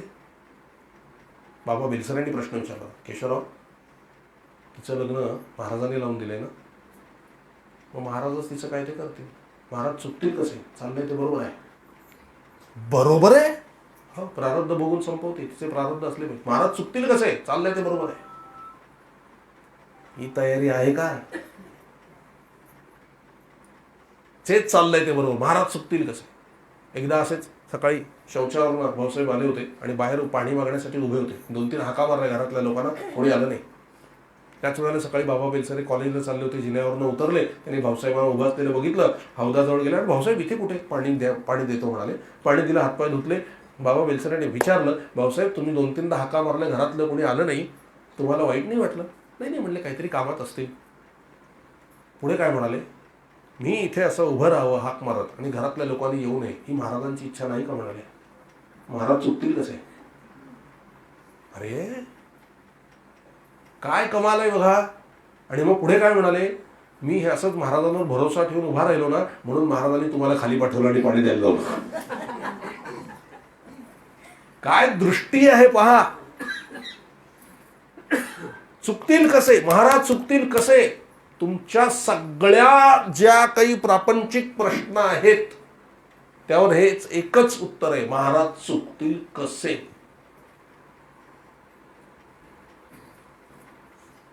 धारणा झाली पाहिजे. जे चाललंय माझ्याबरोबर, चांगलं चाललंय बरोबर चाललंय, वाईट चाललंय बरोबर आहे, अपमान झाला बरोबर आहे, मुलगा नापास झाला बरोबर आहे, मुलीचं लग्न होत नाही बरोबर आहे, मुलाचा डिवोर्स झाला तो घरी आला बरोबर आहे. महाराज चुकतील कसे. बघा समाधान राहतं की नाही. शेवटी कमवायचंय काय, समाधान कमवायचंय. कुठलाही प्रसंग आला तरी जो शांत तो साधू. होता गुरुकृपा वरदान, प्राप्त झाले ब्रह्मज्ञान, तेथे संसाराचे भान आहे आहे नाही नाही.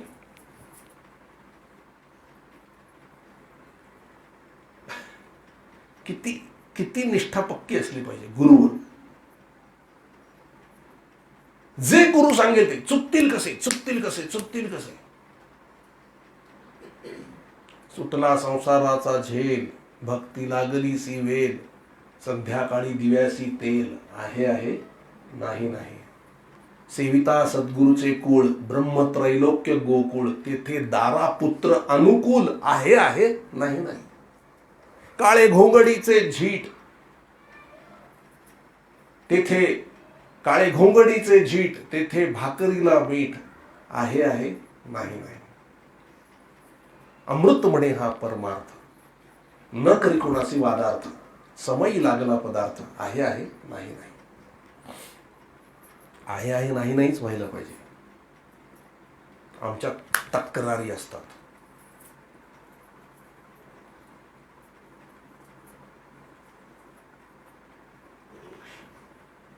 तक्रारी नाहीशा होणे म्हणजे परमार्थ.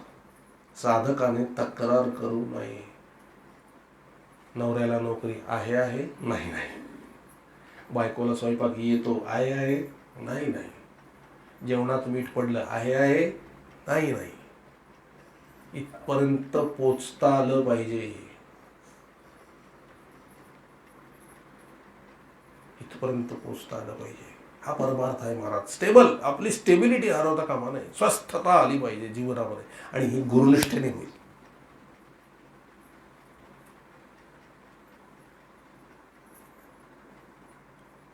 महाराज चुकतील कसे?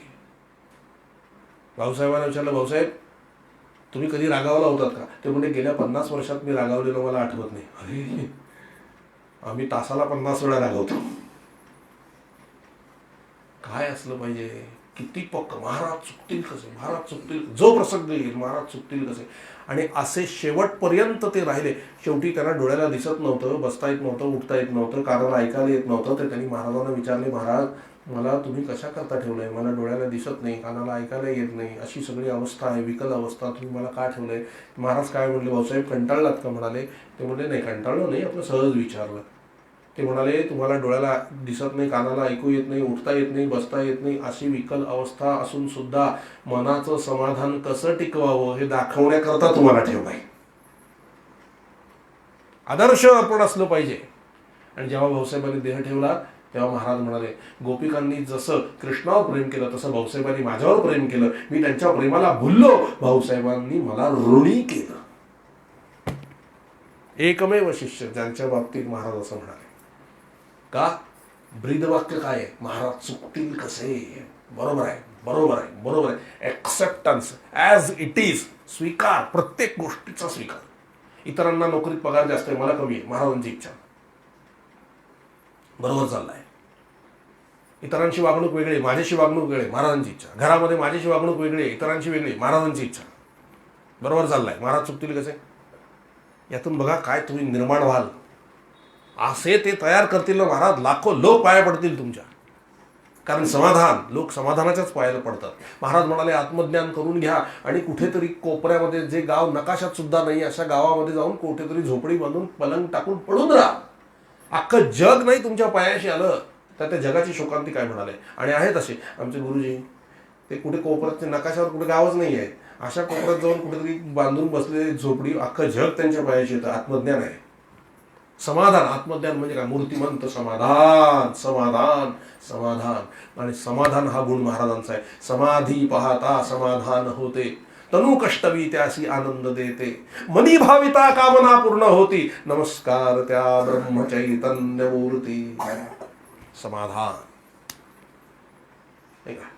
आणि हे समाधान केव्हा होईल? जेव्हा सगळीकडे मला भगवंत दिसायला लागेल तेव्हा. सिया राममय सब जग जानी, करौ प्रणाम जोरी जुग पाणी. महाराज जेव्हा उभे राहत असत ना भाषणाला किंवा प्रवचनाला, तेव्हा काय म्हणत असत? तुम्ही सर्व राम आणि सीता रूप आहात, तुम्हाला माझा नमस्कार असो. दृष्टी होती ना त्यांची, रामरूप दृष्टी होती. ती दृष्टी जेव्हा आपली होईल तेव्हा समाधान मिळेल. आपल्या आजूबाजूला भगवंतच बसलेला आहे. बायको कोण आहे? भगवंत आहे. माझं काळजी घेण्यासाठी तो बायको रूपाने आलेला आहे, आई रूपाने आलेला आहे, वडील रूपाने आलेला आहे, मुलगा रूपाने आलेला आहे, मुलगी रूपाने आलेला आहे. जो जो आजूबाजूला आहे तो भगवंत आहे पक्का. आणि वेगवेगळ्या प्रकारची लीला करतो तो. कन्हैया आहे तो, काय स्वस्त बसेल? तो वेगवेगळी लीलाच करणार होतो. आपल्याला ओळखू नये असा प्रयत्नच करणार तो. पण आपण जर त्याला पकडलं बरोबर की हा तूच आहेस, तूच आहेस, तूच आहेस, तूच आहेस, तर तो काही करू शकत नाही. तर तो काही करू शकत नाही. हा अभ्यास आहे बरं. गोड गोड बोलत असताना हा अभ्यास ठेवता येतो. शिवी दिली ना समोरच्याने की अभ्यास करा की हा कन्हैयाच आहे, तिथे जड पडतं. आता इथे ऐकायला खूप छान आहे, खाली कोणाला काहीतरी तुम्हाला बोललं ना तर मनाने म्हणा, अरे कन्हैया, अरे मला नाही सहन होत रे, तू असा विचित्र बोलतोस, भांडतोस माझ्याशी, तूच आहेस, मला खात्री आहे, पण तुझी ही लीला आहे रे बाबा, मला नाही जमत. बघा 5 मिनिटात समोरचा गप्प होतो का नाही, कारण त्यातला ओरिजिनल श्रीकृष्ण जागा होतो ना. त्याला पण माहिती नाही आहे तो कृष्ण, पण आपल्याला माहिती आहे तो कृष्ण आहे. कळलं का नाही? अभ्यास आहे, the practice of presence of God. भगवंताच्या अस्तित्वाचा अभ्यास हा करायलाच पाहिजे. तू आहेस, तू आहेस, तू आहेस, जेथे जातो तेथे तू माझा सांगाती, चालविसे हाती धरून या. काय अनुभव आहे तुकाराम महाराजांचा. त्यांना देवच दिसतोय सगळीकडे. पांडुरंग ध्यानी पांडुरंग मनी, स्वपनी जागेपणी पांडुरंग, आसनी शयनी पांडुरंग.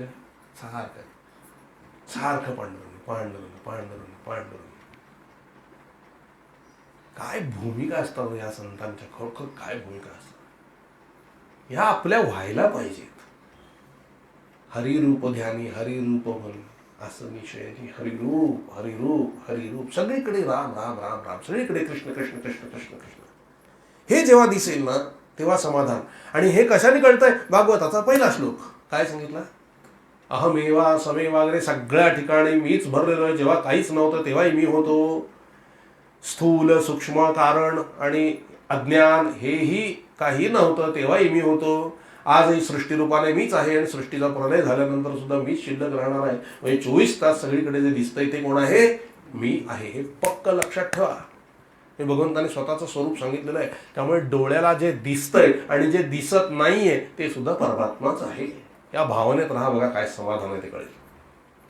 मग दुसरं माया. माया काय? जे आहे ते दिसत नाही आणि जे दिसतंय ते नाही. हे जर काही भास होत असतील तर ती माझी माया आहे. काय? जे आहे ते दाखवत नाही आणि जे नाही आहे ते दाखवते, ती माझी माया आहे. म्हणजे काय? आत्मा आहे, दिसतो का? नाही. शरीर नाही आहे, पण ते दिसतं की नाही?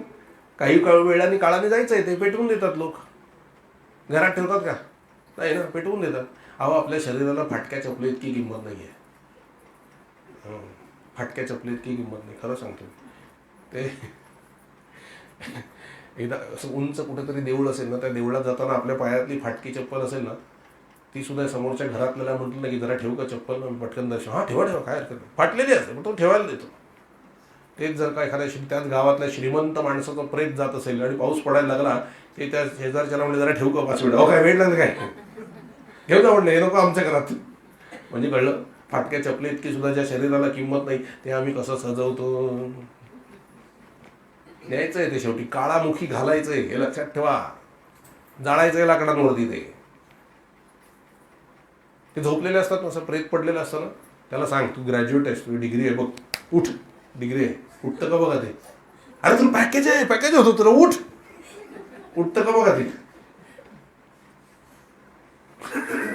तुलाच घालावं लागतं ते पण त्याच्याबरोबर, जाऊ दे तिकडे. अहो जे त्याच्यात घालायचंय ते काय कामाचं. रामनाम म्हटलं तर उठून बसतील, पण ते कबीराने वगैरे आपल्यासारख्याने नाही. हा, म्हणजे रामनाम कामाचं आहे की नाही. तिथे रामनामच विचारतात, पहिला हिशोब काय केलं तू, हा मला एवढं पॅकेज, चल अहो माझं एवढं डबल, चल बाजूला. ते बघत पण नाही. मी नाम घेतलं, हा ये बाबा बस. हे साधू संत मोठे कृपाळू असतात, कृपाळू. एका घरामध्ये एक भक्त होता आणि त्याचा एक सख्खा भाऊ होता, लहान, पण तो त्याला परमार्थ करायला प्रचंड विरोध करायचा, प्रचंड विरोध. तो घेऊच द्यायचा नाही नामस्मरण. आणि साधू संत आले की चिडचिडच करायचा तो. ते साधू संतांकडे त्या भावाने सांगितलं की अहो माझा भाऊ असा आहे, त्याचा उद्धार कसा होणार, माझा तर होईल कारण मी नाम घेतोय, तुमच्या संगतीत राहतोय, त्याचा उद्धार कसा.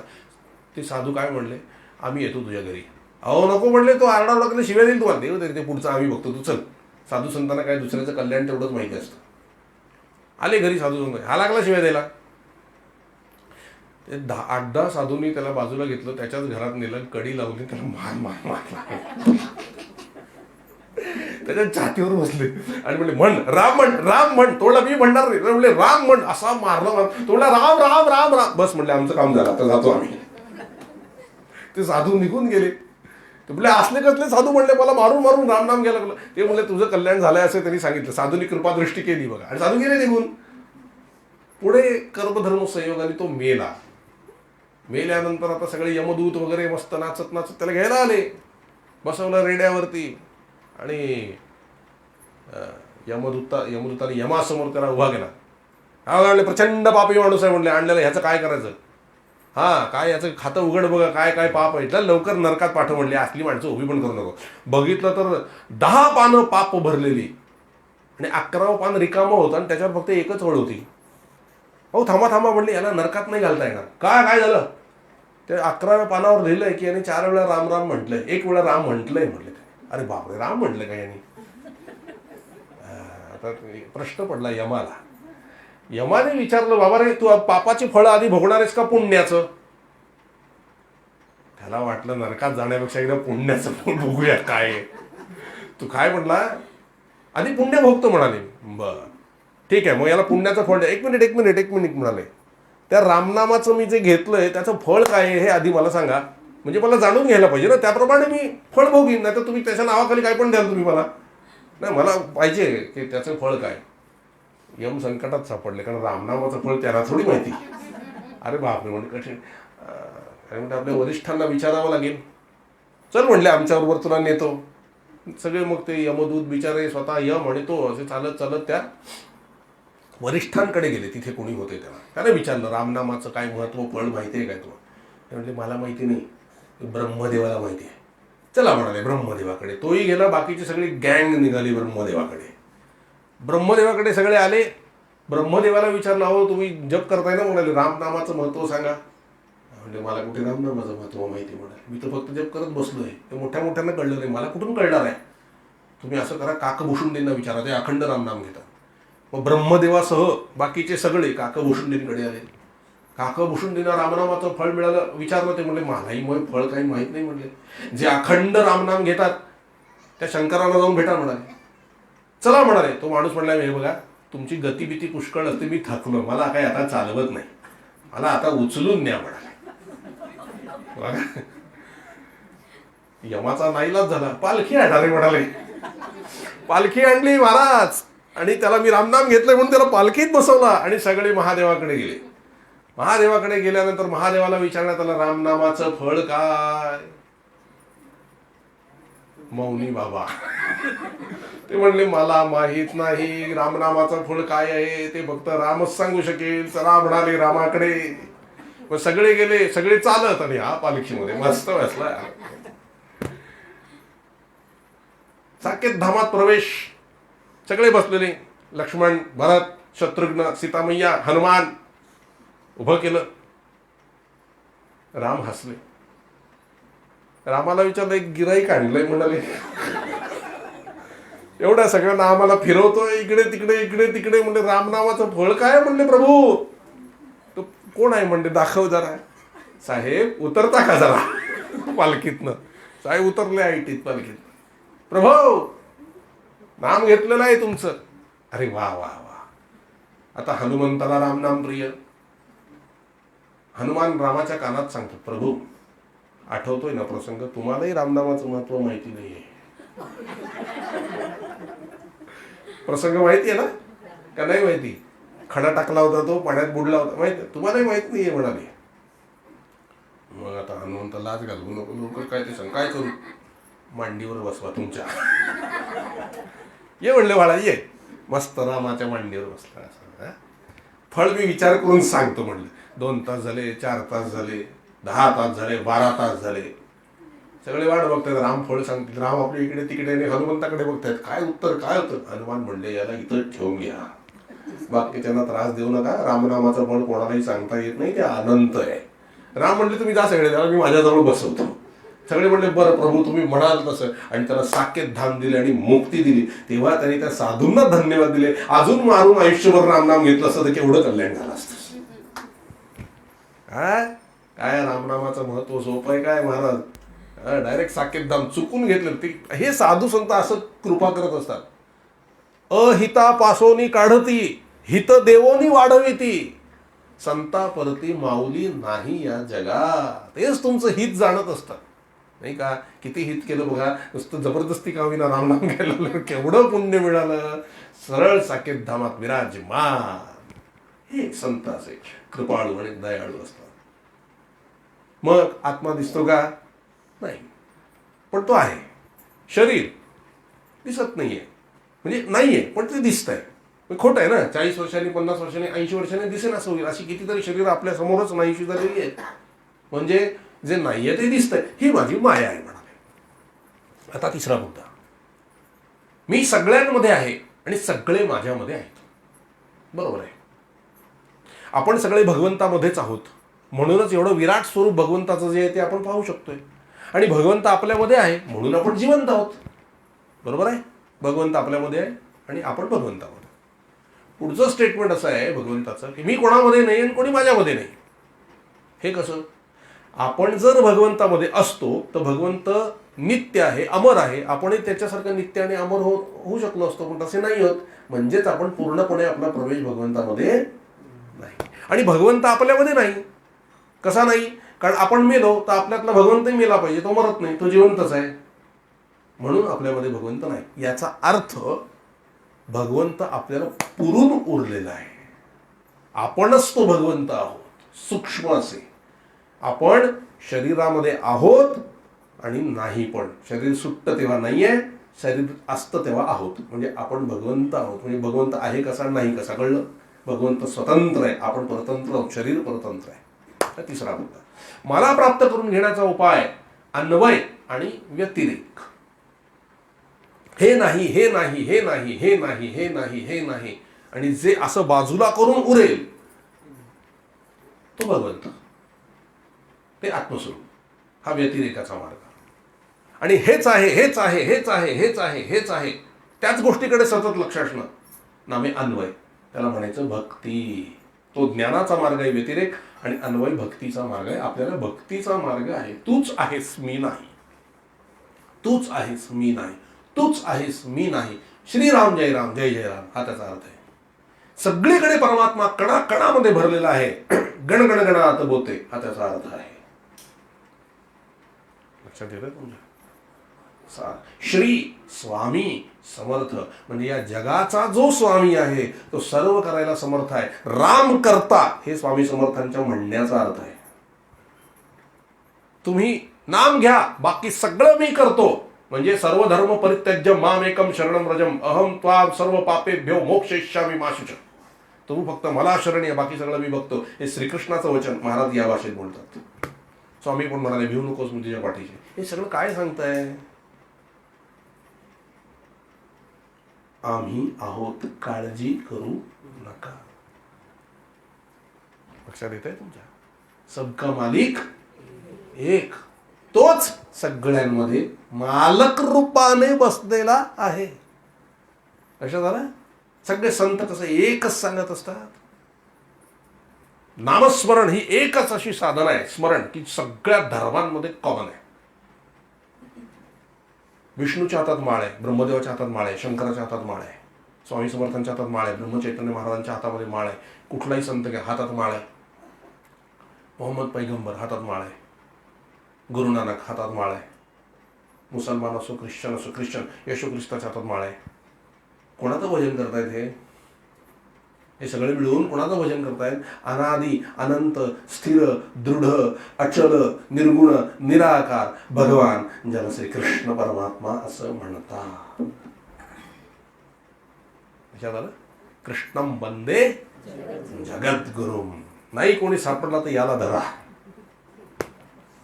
तोच राम आहे, तोच कृष्ण आहे, तोच स्वामी आहे, तोच महाराज आहे, तोच गजानन महाराज आहे. सगळं तोच आहे. हो, विविध रूपाने नटला बघा. किती कपडे बदलून बदलून सगळीकडे फिरतो वेगवेगळ्या रूपामध्ये. मी गजानन आहे, अरे वा छान. मी ब्रह्मचैतन्य, अरे वा छान. मी समर्थ रामदास, बर छान. तोच आहे का नाही या सगळीकडे विविध रूपाने नटलेला. लक्षात आलं? समर्थांमध्ये काय आहे, ब्रह्मचैतन्यांमध्ये काय आहे, शेगावच्या गजानन महाराजांमध्ये काय आहे, साईबाबांमध्ये काय आहे, ज्या अर्थी सगळं कन्हैयाच आहे त्या अर्थी कॉमन फॅक्टर काय आहे? कन्हैया. दिसतो का तो? पण तोच आहे. पण दिसताना शरीर वेगवेगळे दिसत आहेत. ती प्रकृती आहे.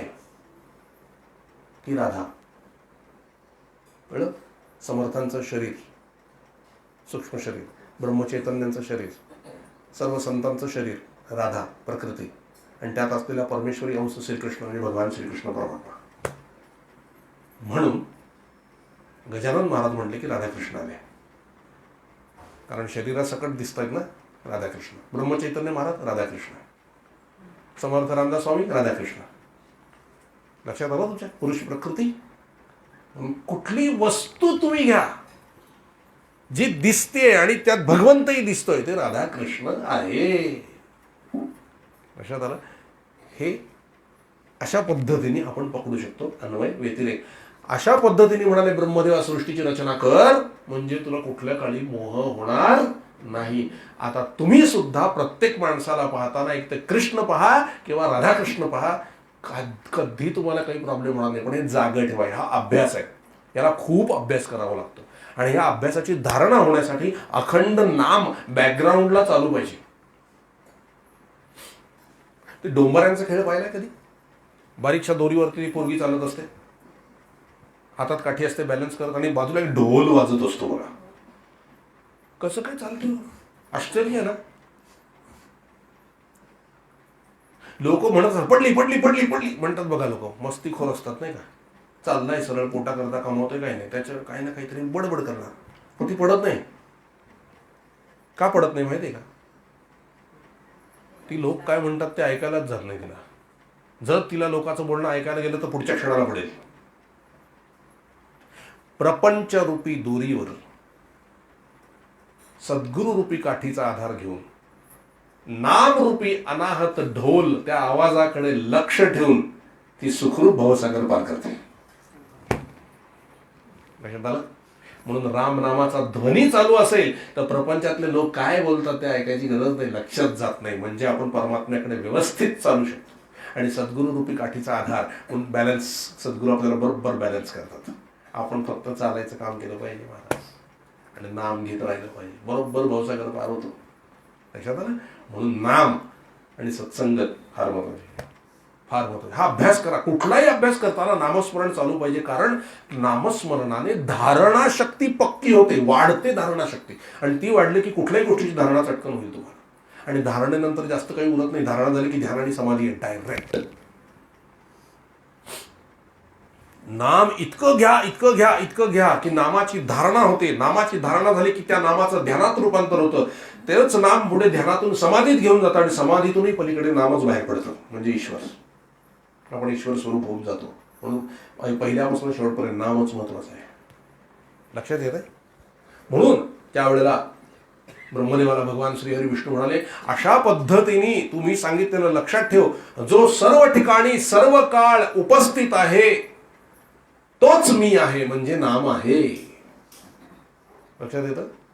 नाम जास्त सूक्ष्म आहे रूपापेक्षा, कारण रूपाला वाढ घट उत्पत्ती स्थिती आणि लय आहे. नामाला उत्पत्ती स्थिती लय नाही. राम जन्माला यायच्या आधी रामनाम होतं, राम जन्माला आला तरी रामनाम आहे, आणि रामाने देह विसर्जन केला तरी रामनाम आहेच. म्हणून रामापेक्षा रामनाम श्रेष्ठ, व्यापक आहे ते जास्त, आणि म्हणून त्याची ताकद पण जास्त आहे. म्हणून सत्संग, त्याचं स्मरण, त्या भगवंताचं स्मरण आणि नाम हे व्यवस्थित चाललं पाहिजे. आणि हा अभ्यास करा. जे जे भेटे भूत ते ते मानी जे भगवंत, हा भक्ती योग निश्चित जाणवा. म्हणून आपल्याकडे वारकरी संप्रदायामध्ये नमस्काराची पद्धत आहे. पाया पडणे हे आमचे भांडवल. पंढरीच्या लोकांनाही अभिमान, पाया पडे जन एकमेका, सारखा नमस्कार, सारखा नमस्कार म्हणा. राधाकृष्ण राधाकृष्ण, राधे राधे राधे राधे. समोरच्या मध्ये बघा कृष्ण बघा आणि राधे राधे म्हणा. हा अभ्यास करा. नामच आहे ना ते. अभ्यास करा, राधे राधे. बघा काय चमत्कार, तुम्हाला एवढा आनंद मिळायला लागेल महाराज. दुसरा स्कंद या ठिकाणी समाप्त होतो. तिसऱ्या स्कंदाप्रमाणे सांगू थोडं. आता सृष्टी निर्मिती करायला सांगितलं त्याला. चतुश्लोकी भागवत ऐकलेस ना? आता सृष्टीची निर्मिती कर. सृष्टीची निर्मिती करायला सुरुवात केली ब्रह्मदेवाने. पहिल्यांदी ब्रह्मदेवांमधून 4 बालक निर्माण झाले, आणि त्यांनी त्या बालकांना सांगितलं की जाऊन तुम्ही आता सृष्टीची निर्मिती करा, प्रजा उत्पत्ती करा. ते म्हणले नाही, आम्ही भगवंताचं भजन करण्याकरता आलो, तर आम्ही भगवंताचं भजनच करणार. ते 4 बालक कोण होते? सनक सनंदन सनतकुमार सनातन. ते म्हणले आम्ही भगवंताचं भजन करणार, उत्पत्ती वित्पत्ती आम्हाला सांगून आम्ही आमचं भजन करणार. ठीक आहे, ते गेले निघून. पुन्हा महत्प्रयासाने ब्रह्मदेवाने दुसरी सृष्टी त्याच्यातली आणि काहीतरी निर्मिती केली. सप्तऋषी निर्माण केले, 7 ऋषी निर्माण केले. त्यांना सांगितलं तुम्ही प्रजा उत्पत्ती करा. ते म्हणले नाही आम्ही भगवंताचं भजन करणार, उत्पत्ती वित्पत्ती आम्हाला सांगू, आम्हाला भगवंताचं भजन करायचं. ब्रह्मदेवाला आला राग, माझीच पोरं माझा ऐकत नाही. अहो ब्रह्मदेवालाही हे प्रश्न पडतात, तुम्हाला पडले तर कुठे बिघडले? त्याची पण पोरं त्याचं ऐकत नव्हती, आपली पोरं ऐकत नाही, ते कुठे बिघडतंय नाही का? ते काय म्हणले आम्हाला काय ते उत्पत्ती आम्ही आपलं जप करणार, आम्ही आपलं भजन करणार म्हणाले. आणि ते 70 पण निघून गेले. चिडले ब्रह्मदेव, राग आला. आणि राग आल्याबरोबर त्यांच्या भुवयांमधून एक बालक बाहेर पडलं आणि ते रडायला लागलं, रुदन करू लागलं. म्हणून रुद्र असं त्याचं नाव ठेवलं. आणि त्या रुद्राला सांगितलं की जा तू प्रजा उत्पत्ती कर, तू म्हणतोस ना मला काम पाहिजे जा प्रजा उत्पत्ती कर. त्याने स्वतःसारखीच प्रजा निर्मिती करायला सुरुवात केली. भूत खेत सगळी निर्माण करू लागला. ब्रह्मदेव म्हटले हे काय निर्माण होतंय, भगवंता पांडुरंगा सांभाळ बाबा, हे काय? ते म्हणले तू ज्याला निर्माण करायला सांगितलंय तो त्याच्यासारखंच उत्पन्न करणार. त्याचं काम उत्पत्तीचं नाहीये, त्याचं संहाराचं काम आहे. कारण प्रत्यक्ष देवादिदेव महादेव रुद्र रूपामध्ये प्रगट झालेले आहेत, त्यांचं संहाराचं काम आहे. हे काम कुठे देतोस त्यांना? मग ब्रह्मदेव म्हणले नको नको, तुम्ही काय उत्पत्ती करू नका, तुम्ही आपल्या संहाराचं सांभाळा डिपार्टमेंट, मी आता वेगळी व्यवस्था करतो. वैतागले ब्रह्मदेव. भगवंताला म्हणाले भगवंता काय सारखं हेच करत बसायचंय मी, ही पोरं येतात नाही ऐकत नाहीत, प्रजा उत्पत्ती करत नाहीत, हे आहे ते वेगळीच प्रजा उत्पन्न होते, काहीतरी गोंधळच चाललाय. म्हणजे काय करू? काही नाही म्हणले, आता शांत ध्यान कर, जप कर आणि निर्माण कर. ठीक, त्यांनी ध्यान केलं, नामस्मरणाला सुरुवात केली. आणि बरोबर काही वर्षात त्यांच्या उजव्या बाजूतून एक पुरुष आणि डाव्या बाजूने एक स्त्री अशी जोडी बाहेर पडली. ती ह्या संसारातली पहिला पुरुष आणि पहिली स्त्री स्वयंभू मनु आणि शतरूपा. त्या दोघांचा विवाह करून दिला आणि त्याला सांगितलं की तुम्ही आता मैथुनाने प्रजा उत्पन्न करा, शरीर पुरुष स्त्री पुरुष संबंधाने प्रजा उत्पत्ती करा. तेव्हा त्याने ब्रह्मदेवाला नमस्कार केला आणि ती मात्र खरंच तिथे पृथ्वीवरती जायला लागली. तेव्हा ते म्हणजे आम्हाला राहायला जागा कुठे आहे, प्रजा निर्मिती करायला जागा कुठे आहे? का म्हणले पृथ्वीवर जा की, पृथ्वी तर रसातळाला दिली आहे म्हणाले त्या हिरण्याक्षाने. आता हा हिरण्याक्ष कोण? हिरण्याक्ष हा हिरण्यकश्यपूचा भाऊ. कारण ह्याने जी ब्रह्मदेवाने प्रजा निर्मिती करायला सुरुवात केलेली होती, ती प्रजा निर्मिती कशी झाली आहे पुढे? त्यांना एक जागा दिली गेली, त्या ठिकाणी ते राहिले, मनु आणि शतरूपा. त्या ठिकाणी त्यांना 5 मुलं झालेली आहेत, 3 मुली 2 मुलं. प्रियव्रत उत्तानपाद ही मुलं आणि आकुती देवहूती आणि प्रसूती या मुली. आकुतीचं रुचिक महामुनींबरोबर लग्न लावलं गेलं आणि त्या निघून गेल्या. त्यानंतर देवहूती कर्दम ऋषींना दिली आणि प्रसूती दक्षाला दिलेली आहे. त्यापासून दक्षाला 60,000 मुलं 40,000 मुली असा सगळ्याचा परिवार झाला. आणि हे जे सगळे 5 आहेत ह्यांनी सगळा संसार पुढे भरून गेलेला आहे. आता प्रसूती ही जी दक्षाची बायको आणि त्यांना जे काही मुली झाल्या त्यातल्या 16 कन्या या धर्म राजाला देण्यात आल्या, धर्म नावाच्या ऋषींना देण्यात आल्या. त्यातली जी 13वी कन्या होती, 13 कन्या, 16 नव्हे 13 कन्या, 13वी जी कन्या होती तिचं नाव आहे मूर्ती.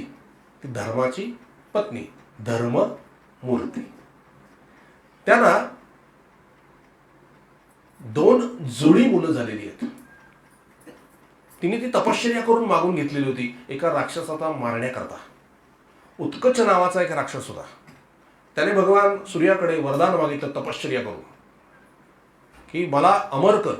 सूर्यदेव म्हणाले अमरतेचं वरदान मला काही देता येत नाही, तू वेगळं काहीतरी वरदान मागून घे. तो काय म्हणला, मला 1000 कवच प्रदान करा आणि जो कोणी हे कवच तोडेल माझ्याशी युद्ध करून, 1000 वर्ष त्याला युद्ध करावं लागेल एक कवच मोडायला. आणि ते युद्ध केल्यानंतर जर त्याने माझं कवच मोडलं तर त्याचा ताबडतोब मृत्यू व्हायला पाहिजे. अशी किती कवच आहेत? 1000. सूर्यदेव म्हणाले तथास्तु.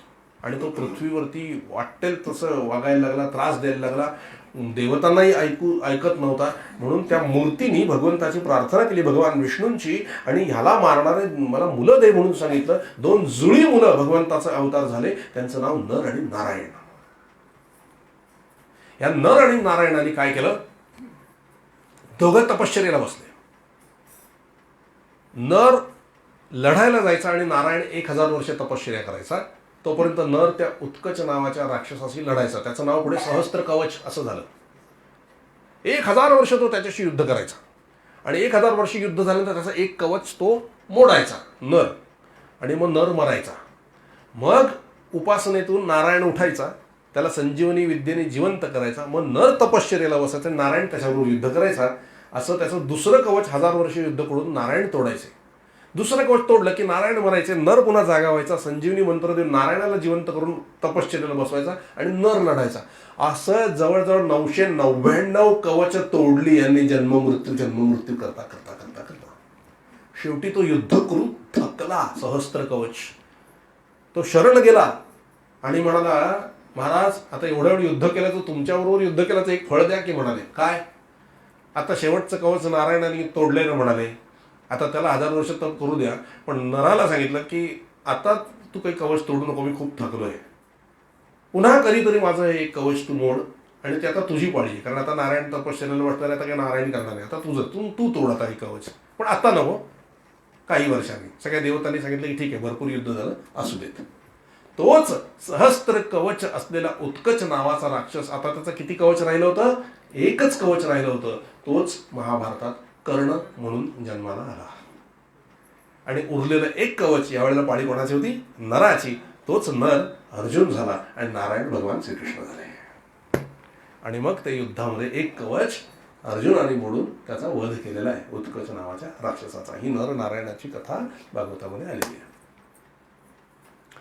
मग प्रजा उत्पत्ती केली आणि एवढंच सगळे पृथ्वी त्यांनी भरून गेली. प्रसूती, त्या प्रसूतीला आणि दक्ष राजाला ज्या मुली झाल्या त्याच्यात शेवटच्या ज्या 3 कन्या होत्या, सगळ्यात छोटी सती जी महादेवाला देण्यात आली, आणि उरलेल्या तिच्या वरच्या 2, दिती आणि आदिती, या सगळ्या 7 कन्यांचं कश्यप ऋषींबरोबर लग्न लावलं गेलं.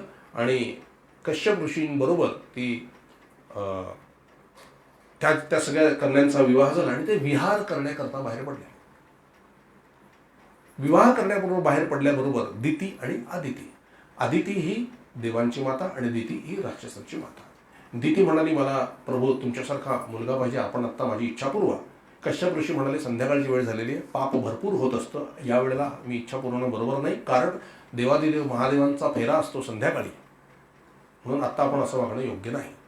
संध्याकाळी जो प्रदोष काळ असतो, सूर्य अस्त व्हायच्या अर्धा तास आधी, त्यावेळेला शंकराच्या पिंडीमध्ये पार्वती माता आणि शंकर दोन्हीही हजर असतात. त्यामुळे त्यावेळेला जर शंकराची पूजा केली तर पार्वती माता प्रसन्न होऊन यशस्वी संसार करते, आशीर्वाद देते सुखाचा संसार करण्याचा. म्हणून ते बाहेर पडलेले असतात, आत्ता तू माझ्याशी अशी इच्छा करू नकोस. तिने काही ऐकलं नाही आणि शेवटी समागम करण्यास भाग पाडलं. आणि सगळं झाल्यानंतर ती सावध झाली की आपण चुकलो. तेव्हा कश्यप ऋषी म्हणाले, याचा परिणाम होणारच कर्माचा, तुझ्या पोटी 2 महान राक्षस जन्माला येतील. तेव्हा ते म्हटले, आता याला काय उपाय? काळजी करू नकोस म्हणाले, यांचा वध भगवान श्री हरीच्याच हातून होईल. त्यावेळेला नेमकं वैकुंठामध्ये सनकादिक मुनी भगवंताच्या दर्शनाला निघालेले होते. कथा थांबवायची का? उद्या करूया उरलेली कथा? ठीक आहे. आता त्या वैकुंठाला चालले तिकडे दरवाजा ठोठवणार आहेत, ते आता आपण उद्याच्या प्रवचनामध्ये पाहणार आहोत. पटापट उद्या आणखी घ्यायला लागेल स्पीडनी. ज्या कथा आधीच्या भागवतात नाही झालेल्या त्या आत्ताच्या याच्या देऊया, बाकीच्या स्किप करू आपण पुढे. ठीक आहे. झालेली सेवा सद्गुरुचरणी समर्पित करतो आणि येथेच काही काल विरमतो. जानकी जीवन स्मरण जय जय राम. विठ्ठल विठ्ठल विठ्ठल विठ्ठल विठ्ठल विठ्ठल विठ्ठल पुंडलिका वरदे हरी विठ्ठल. श्री ज्ञानदेव तुकाराम पंढरीनाथ महाराज की जय. सद्गुरुनाथ महाराज की जय. जय जय रघुवीर समर्थ. श्री अनंत कोटि ब्रह्मांड नायक राजाधिराज सच्चिदानंद सद्गुरु श्री ब्रह्म चैतन्य महाराज की जय. श्री ब्रह्मानंद महाराज की जय. जय जय रघुवीर समर्थ. जय सिया राम.